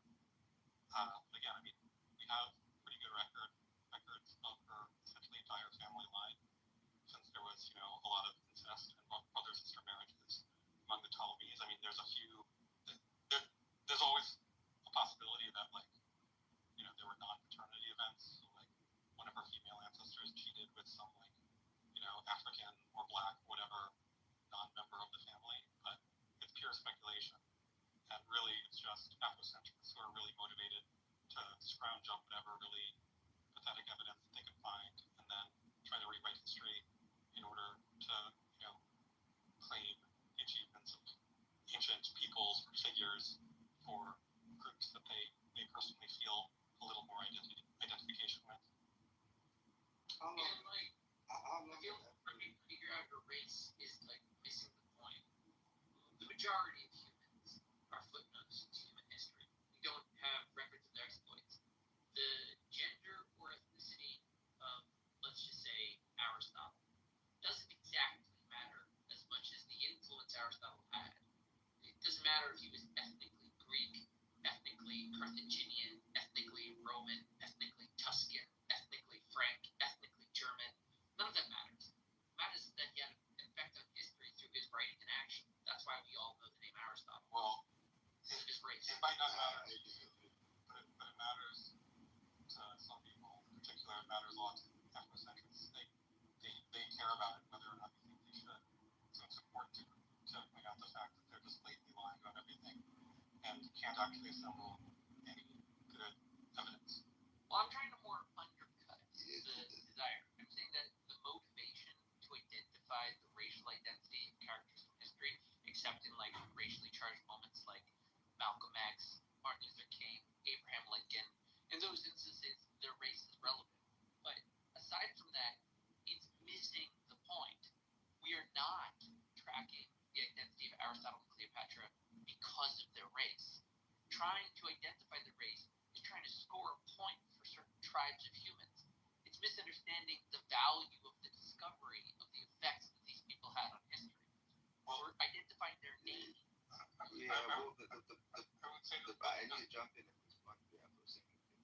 Afrocentrics have not been dominating academia for the last Okay, 300 well, years. no one has. I'm not sure how Yeah, you can yeah. use Afrocentrism of lying. Like Afrocentrism is literally a response to Eurocentrism. I don't agree with Afrocentrism myself, but to claim that Afrocentrists are the only one, the Afrocentrics are the only ones lying. When literally Europeans used their reconstructions of history to justify going around enslaving and colonizing people. So it's totally, well, it's just false at the end of the day. But on what Zen is saying, on what you say, European consensus. The Europeans are not in concert. They are in war with each other most of the time. yeah, we're not saying all Europeans. I know, not all They're Europeans tracking the same. I know. They Not are all white people. independently tracking history. If they agree with each other, that indicates a consensus. That's fine. The point is, it's important to understand the race of people in certain histories because history unfortunately has a political dimension to it, whether we like it or not. Because what we understand about history affects how we understand the present. So if we found out that historically one of the greatest civilizations, probably in ancient times, which is ancient Egypt, possibly if those two civilizations were both black African, that should change our complete perception of what we think about African people today. So it is important for those certain reasons. And perhaps it wouldn't need to be important if certain groups of people hadn't been looked down upon because of this. But because of one thing, another thing has to come up. You get what I'm saying? Well, so makes sense. In response to your point that people who are fixated on the ethnicity of, just to use Aristotle as an example, since you mentioned him, that they're missing the point. I guess what I would say is there's no such thing as the point. Like, you're allowed to be interested in whatever you want for whatever reason you want. In fact, this isn't just limited to Afrocentrists. Like, if we did in fact discover tomorrow smoking gun proof that Aristotle was actually an ethnic Chinese man whose parents came from the surroundings of the Yellow River or something, they'd be immensely interested in this, and there'd be a ton of really cool and interesting research published on it. And it wouldn't be correct to say, hey, classicists, stop, you're focused on the wrong thing. We need to talk about the metaphysics instead, or Nicomachean ethics. Like, it's fine to be interested in the ethnic identity of this or that individual or this or that person group, and you're not doing anything wrong. You're only doing something wrong if you're coming to like blatantly incorrect conclusions about it and lying out of a sense of like ethnic chauvinism. And I think that's essentially what Afrocentrists are doing. They are, in fact, maybe lying is too strong a word because I'm sure they're sincere in their belief, but they are telling facts based on massive amounts of extreme ignorance and just trying to turn it around and say no, Europeans lied in the past. Well, maybe some Europeans got some important things wrong. Maybe they even originally did it in, say, the 19th or 18th centuries for their own sort of white ethnocentric reasons. I'm happy, to be on board with a historical claim of that sort. But I think today, in the present, they're obviously not particularly Eurocentric, or at least not Eurocentric to say in the present that Egyptians were European or white or would have looked like, the average Brit or whatever of that period. Like, I think they have a grounded, reality-based view of the world and population genetics overall, and you, as an Afrocentrist, You think of an Afrocentrist problem, just awesome. Yeah, for the reasons I mentioned when I was describing earlier in the conversation why. Because of the Dogon thing and the fact that the ancient Egypt is black. You're not an extreme one. Like, you're not claiming For sure. Like, you're not claiming Greece. You're not claiming like. I literally watched a YouTube video of a guy being like, I'll just play it because I have it right here. Like, you don't. Sorry, so he's talking about Shakespeare. He's called Shakespeare undoubtedly black. Shakespeare? Yeah, It's kind of like. I think you're pretty moderate in terms of Afrocentrism as far as Afrocentrism goes, and I don't think there's a huge political component. Therefore, I'm not really upset about it. Like, for you, it's more like kind of historical curiosity that has relatively limited impact on the contemporary world. So I don't think it's like a really virulent form or anything.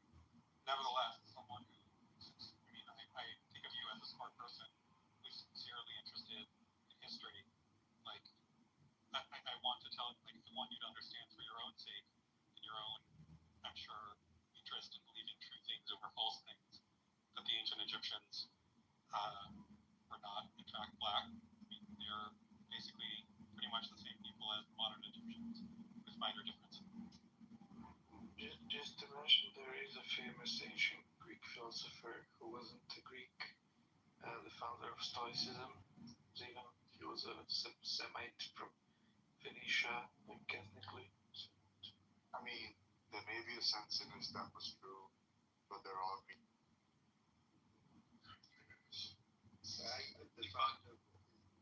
Greek story about Cadmus. Cadmus was said to be the creator of the Greek language, and he came from North Africa. He was from Libya. Yeah. See, my claim about the ethnicity of Aristotle and Cleopatra missing the point. I agree with you that like if we had biographical details of any character from history that placed them in a different ethnic or racial region, that would be relevant in terms of understanding the impact that person had on history. But we could discuss Aristotle's cousin as being pivotal for history, but it would be untrue. The very like definition of the effect he has in history is based on the references other people had, the studies that they have. I'm not saying that his conclusions are correct. I want to be clear. Like we don't necessarily debate Aristotle's philosophy. I'm simply saying that the effect Aristotle had on society, other people reading his philosophy and writings, that's what's relevant. That's like the nexus point of history. There was some human animal that all the human animals afterwards kept focusing on. And his personal biographical details become relevant because we can see how one person's individual story can lead to the direction of multiple generations afterwards. The racial makeup is irrelevant except to point us to other biographical details. Where did his father come from? What about his mother? Was he trained with this racial ethnicity or this other one in this region of the world or this other one? Those are relevant points, but they're all relevant building up to the nexus event that is that human being and the effect they had on history. The reason I'm like pushing that as the essence is that's what it means to be history, to translate certain events in certain regions from different races and people into a global effect that all of humanity has incorporated into its collective consciousness. And in the case of Cleopatra and Aristotle, their race would only direct us to biographical details like whether Cleopatra came from the Egyptians or the Greeks, as history indicates she came from the Greeks. The racial makeup is just missing the point. Like, unless you want to bring it right back to the historical relevance of the person, like Cleopatra, let's say she's black. Okay, so then that's one narrative about a black ruler that had certain effects on them. And let's say she's white. Okay, it's a different story. It's relevant in terms of, again, the historic effect that it has on society. And like, historically, I don't think she was even accepted as black ever. I don't think those terms existed in her day. She was like Greek from the Ptolemies. The terms existed, but I hear what he's saying. I just think that it's important to study the culture out of which someone like Aristotle could have emerged. Like, for example, we know that, at least I would say, clearly, an Aristotle could not have emerged out of, let's say, my tribe, for example, the Kampo or the Zulu people, because my people, the civilization that we developed could not have produced an Aristotle, and at least not at the stage of development that they were at that time. See, I wouldn't either say that Aristotle is like a great genius per se. I'd say it's more indications of how many cultures do we have in the past that adopted writing that is cognizable to us in the future. Yeah, writing is very important. It is. Like that answers your question. Why we have the Eurocentrism in our conception of history more than Afrocentrism because of the writings. We can track Aristotle and the writings about him from the moment he's published until the current day. We can't do that with the majority of the wisdoms and cultures of Africa. Well, yeah, that's true, and that's why I'm not Afrocentric, because I know what it takes to build a civilization. We need language, and unfortunately, most of what I call sub-Saharan Africa, or sub-Saharans, don't retard it. Most of Africa is sub-Saharan, but sub-Saharan Africa beneath the Sahel, which is where most of the Bantus and the Nilots are, there's like virtually no writing systems. There's no way an Aristotle could have emerged in an environment like that. And you can see the standard of civilization. Oh, go ahead, Mark. Sorry, I keep. Well, just first one that makes sense out of me. I think you're projecting in a very precise sense that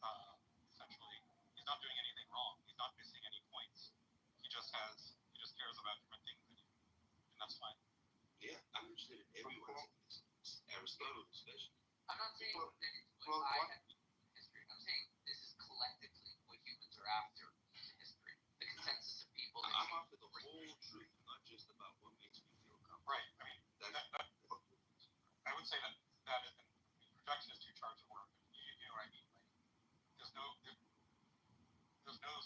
one thing that the whole of humanity is ultimately cut after. Like, this is ultimately a statement about what you are after and that what you would like other people to care about.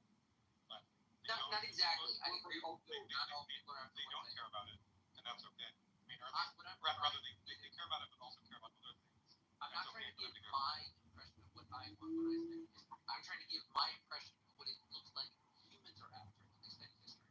It's slight distinction, but I'm not trying to project. I'm trying to say this is my evaluation of what the study of history seems to be. But humans are clearly after other things in addition to understanding the story of grand civilization development. I agree. Like they, It's part of like a lot of stuff with their stories and their history and the narrative that they create. I'm simply saying that, like, collectively, if I look at the study, its goals and orientations, is trying to gain consensus about certain pivotal moments in our past. well, that plus other things. Like who in fact is responsible for the pivotal moments, which groups. Humans collectively really care about those things because they have various hereditous or nationalistic or otherwise sentimental attachments to some regions and some histories more than others, and they want to champion those. Well, I also want to say that another increasing fear about Aristotle's racial makeup is that even if it turned out that he was black or Chinese or whatever, like we would still consider him primarily Greek because he had a well-known fondness for taking up. That's true. I thought he was pretty straight. Other words, So you guys, I don't like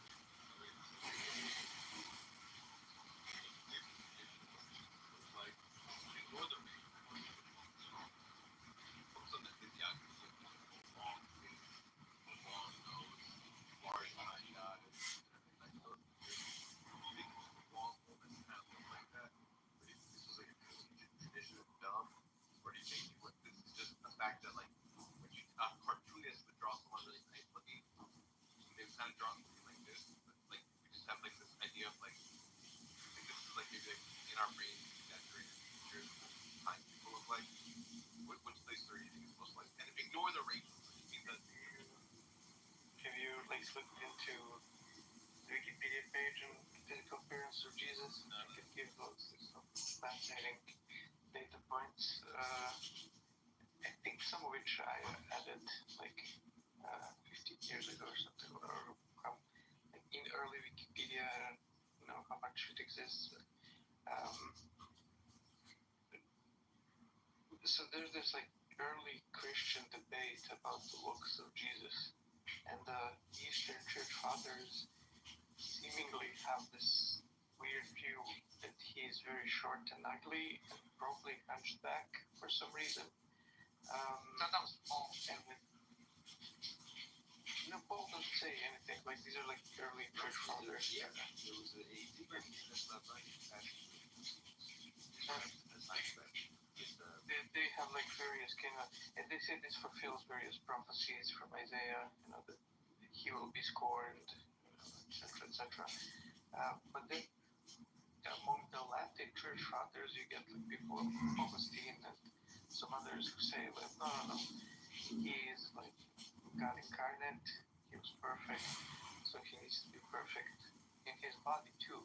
And then basically he starts looking like a younger version of Zeus, kind of like in representations of the church at that time. Before that, we don't have any representations. Like there's some catacomb pictures where he looks kind of like a Roman professor. Like he's depicted with a toga and like short hair. And I think in one of those like frescoes he's slightly balding and has short hair. Doesn't look either like the descriptions of the early church fathers or like the later, okay, like Augustine influenced image that is now mainstream. I think Sam, to answer your question, I find it very unlikely that somebody of that importance, if he did physically exist, that people would just forget what that man looked like. I think that a lot of these portraits that we have hinting on some kind of, subconscious truth or something like that. I just find it very difficult that people would just forget what he looks like. And The descriptions even mentioned specifically here was the English term drawing the eyebrows, like the full, like unibrow. yeah, I don't know. There was things except for that 1500s, I think. It was translated by someone called Iceland. And actually, that obviously I know that one because there's a lot of controversy around this. I'm not going to go into what it says he looked like, but you know how the Russians have been depicting Jesus lately. But either way, I do think that more or less general understanding that humanity has of Jesus is probably accurate. There's just something about where you've got billions of people focusing on one guy. What are the odds that they're going to completely miss what he looked like? I mean, Like maybe there's like some kind of subconscious Pretty big. memory that we have. According to these early church fathers, I guess. Well, I gave the three models. I gave that kind of look like that. That there's just a continued tradition that developed, and then once it has sort of like once you have an image of what Harry Potter looks like, you can't change like going on the image of Harry Potter. It didn't exist. And then the third is just exaggerated physiognomy. So like if you ask someone to draw like the platonic ideal of Bully or the platonic ideal of Wiseman or the platonic ideal of like a sexy lover man, they would kind of look different from each other. Cartoonists draw them in a way that feels psychologically satisfying to us. So like it might just be the picture is like our brain's ideal of like what a wise man looks like, kind but masculine, young but not too young. Yeah. What's his name? Because now we have to get into like what did the Jews look like? What descriptions do we have of the Jews? So that would be one of the methodologies that we would use to be able to figure out what Jesus looked like. They were also What do you think Jews look like? I think that the Jews are made up of various ethnicities, but more or less look like the groups that you see in Israel today, and also the old Palestine, whatever you want to call it, and the groups that you see in the Horn of Africa, specifically Ethiopia and Eritrea. And I also think that the ancient Egyptians probably look like those people as well, people in Eritrea and Ethiopia in particular.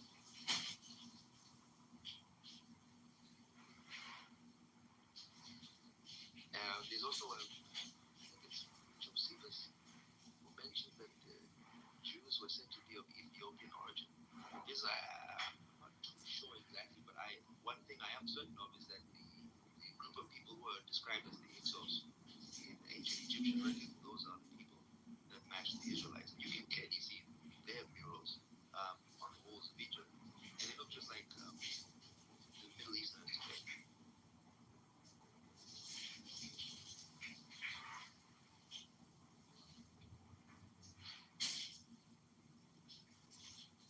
I'm sure you guys know about the Hyksos, right? There's the Hyksos, there's the Habiro, there's another. Yeah, the Habiro. Yeah. There's the third group, which is another that people think is even more plausible. The two of those, they looked it up. They were in an alliance together, the Hyksos and the Habiro. Menendo tells us that they were in an alliance together and that they left Egypt. Oh, the Shasu. Yeah, the Shasu, the Shasu and the Nomad. And the Shasu worshipped the god Yahweh. I think the Shasu were the most likely to be become Semites.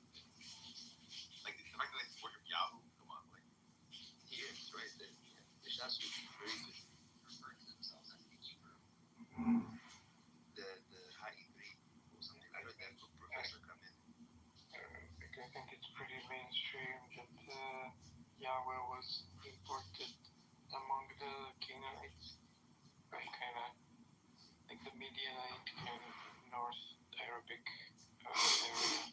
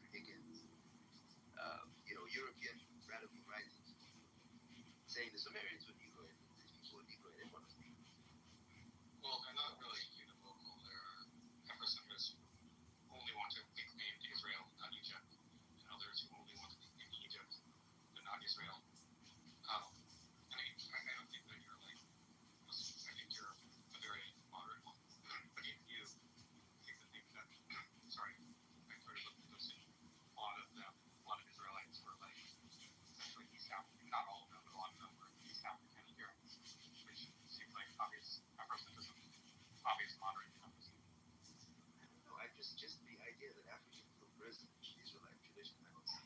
I don't doubt that. Yeah, I mean, present is a kind of weak term. Like, I'm sure there was at least one East African guy in East African extraction. No, that's way too little. That's like non-existent. Now, when I say present, I mean whole tribes of so African. Yeah. Okay. Well. Yeah, that's definitely not the case. There's no discernible sub-Saharan or East African genetics of ancient Lebanese samples. And there are samples there much better samples than we did because the autosomal DNA is mostly preserved. I thought that Eritrean, Ethiopian stuff looked kind of Semitic because of the Arab traits that happened. Like, Yeah, they're definitely more closely related. They speak Semitic languages, all Semitic languages. Most of them are in Africa. They're in Ethiopia and Eritrea. Well, some of them are Semitic. A lot of their languages are Semitic. Like in terms of genetics, not in terms of proper Right. language Yeah. family of Semitic language. I'll come to you next because it's true.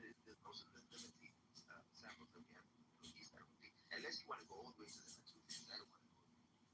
But most of the limited samples that we have right now show they don't seem to be East African or use the term sub-Saharan. Don't see how that term applies right now.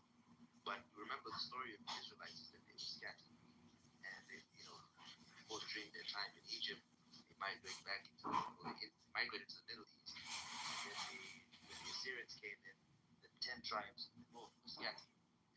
There's even traditions in the Talmud that say that tribes of Israelites migrated into Africa.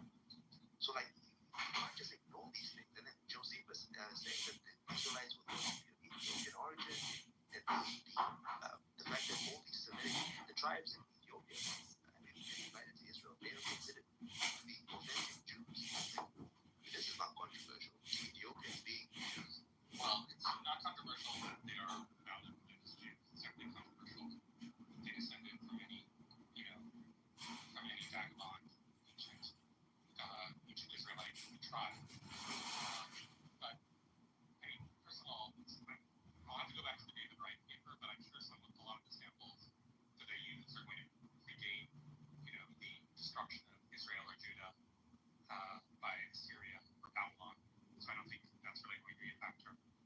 But I mean, even if they weren't, even if they were scattered across the land, and some of them ended up in Eastern Africa, I mean, I don't think there's any evidence of like massive population turnover there, such that the ancient Judeans would have had a huge genetic footprint.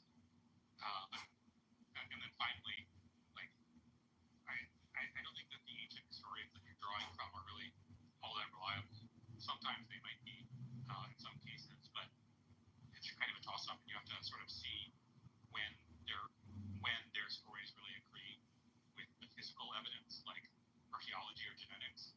And in cases where they disagree, I think the latter in most cases should be taken as the winner. Well, I mean, I don't disagree with much of what you said, but of course we have evidence that East African genetics is in the Middle East. Like I just Googled it now. Wikipedia, the migrations between people in the Middle East and East Africa is very well known. I know you don't like these wrong stories. It's one movie story. Well, I mean, I've already agreed with that point. Actually, I don't disagree with you saying you might not have caught it since I only mentioned it offhandedly, but I think everyone agrees that there's a West Asian component to most populations in the sort of Horn of Africa region. That's uncontroversial. And there's also East African populations in the Middle East. Well, yes, although depending on which group you're talking about, I mean, that may well be something more recent than say 50 years ago. But like, I would be less surprised in places like Yemen, which are basically right next door. That said, right, and they're basically people with black skin, most people in Yemen. Right. That said, I mean, people there would not have looked like ancient. The people in ancient Judeans. Sorry, let me re-say that. The people in ancient Judea would not look like East Africans, even on the East African migration model. Rather, they would, they all would look basically the same, maybe like average Levantine Middle Easterners, and some of them moved south and intermingled with the darker skinned African people who were living in East Africa, and then the resulting admixture would have looked something more similar to what we see in East Africans today. But there wouldn't just be like they wouldn't have looked like East Africans before moving south. Wait, I don't know about the. Go ahead, so go ahead, and then I'll come. Well, when it comes to the Judea, because remember Judea, if you believe the Israelites' traditions, this whole thing is nonsense. But Judea, the name of the Judah, is just one of the tribes of the 12 tribes of Israel. But there were 12 tribes. Three of them were in the south: Judea, the Judeans, the Levites, and the Benjamites. That they lived in what's called Judea. They were called Yahudis, right, by the Romans who came there. All the first century sources called them Yahudis, named after Judah. And then in the north, before the Romans came, you had 10 other tribes. And I can't list all of them, but they're all named after the sons of Jacob. Centuries too late to see the relevant distinction between the Judeans and the Israelites. Well, do you think that they will all be ethnically the same? All Yeah, 12 tribes? In that era, they would be more united. The Judean-Israeli distinction existed before the first destruction, way before the Romans. It's the Babylonian Jews.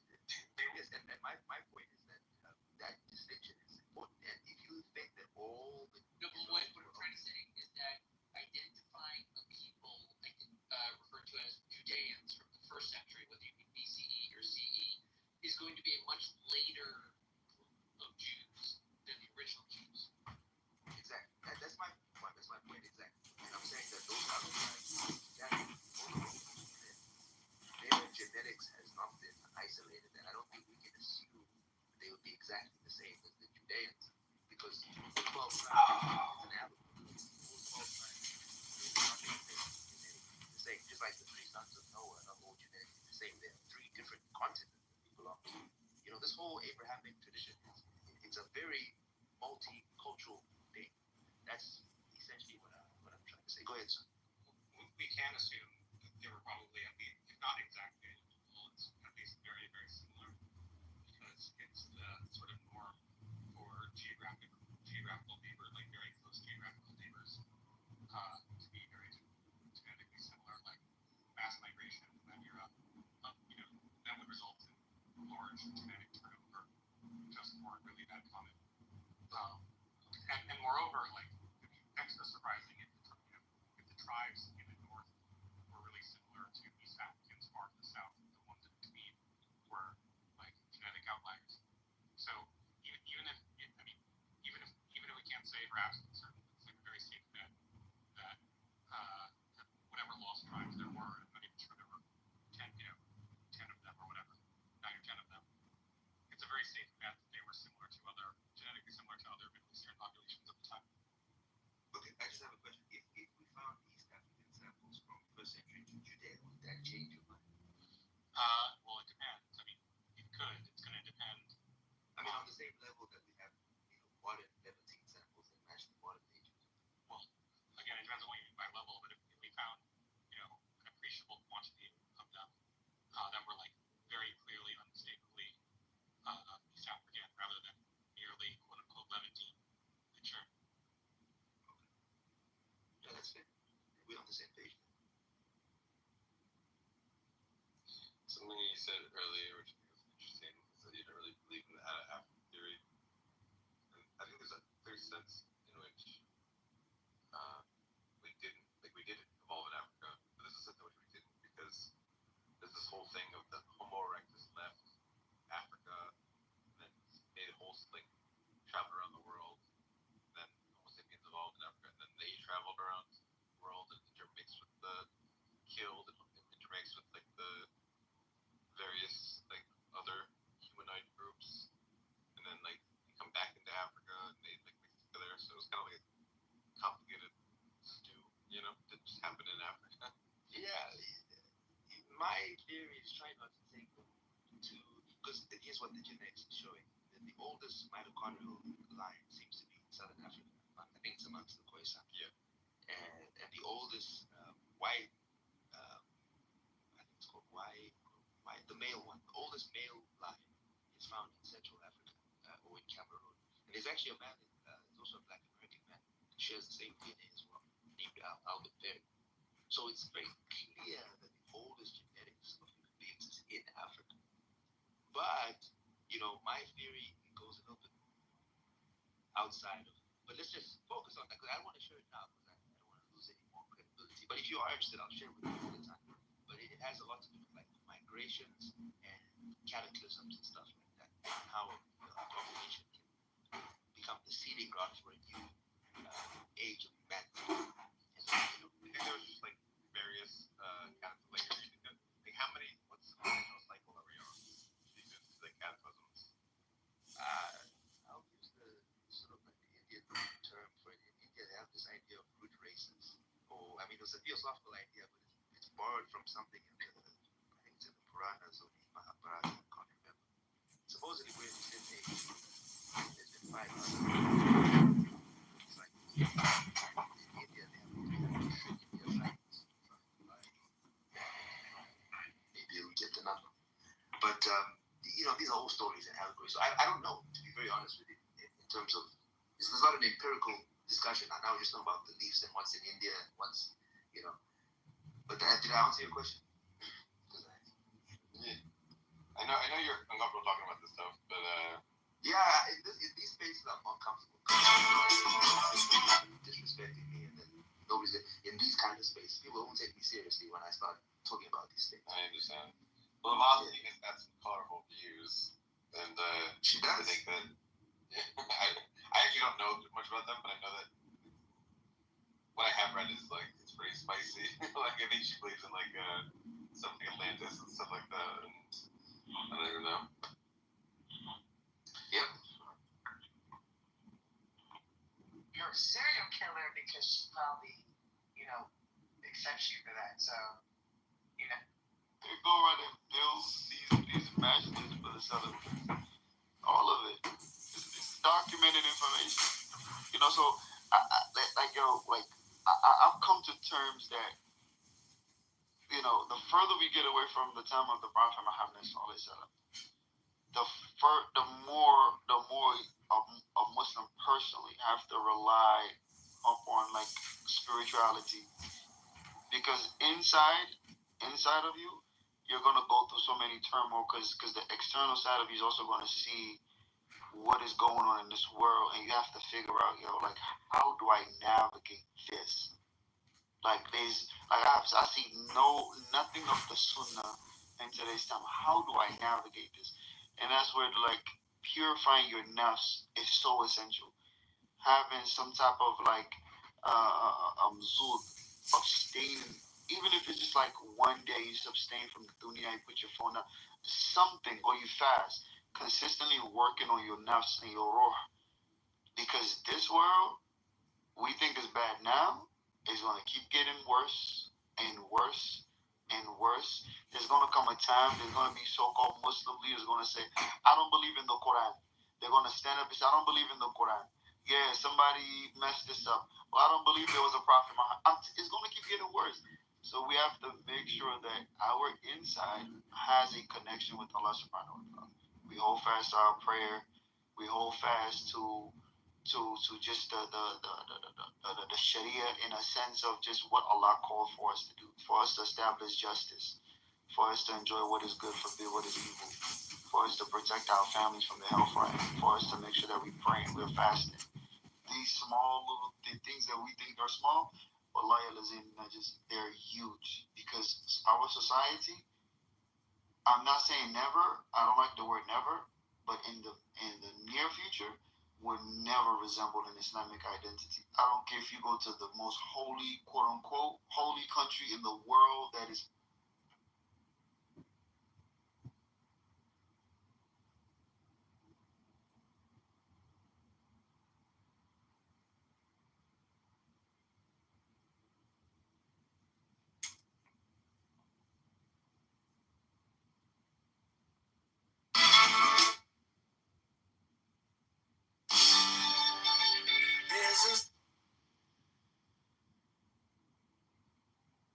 Please don't scream. I'm just trying to become.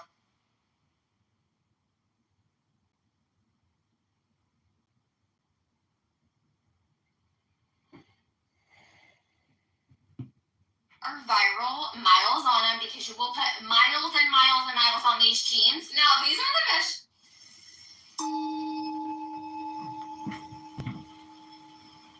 Nan-in, a Japanese master during the Meiji era, received a university professor who came to inquire about Zen. Nan-in served tea. He poured his visitor's cup full, then kept on pouring. The professor watched the overflow until he no longer could restrain himself. It is over full, no more will go in. Like this cup, Nan-in said,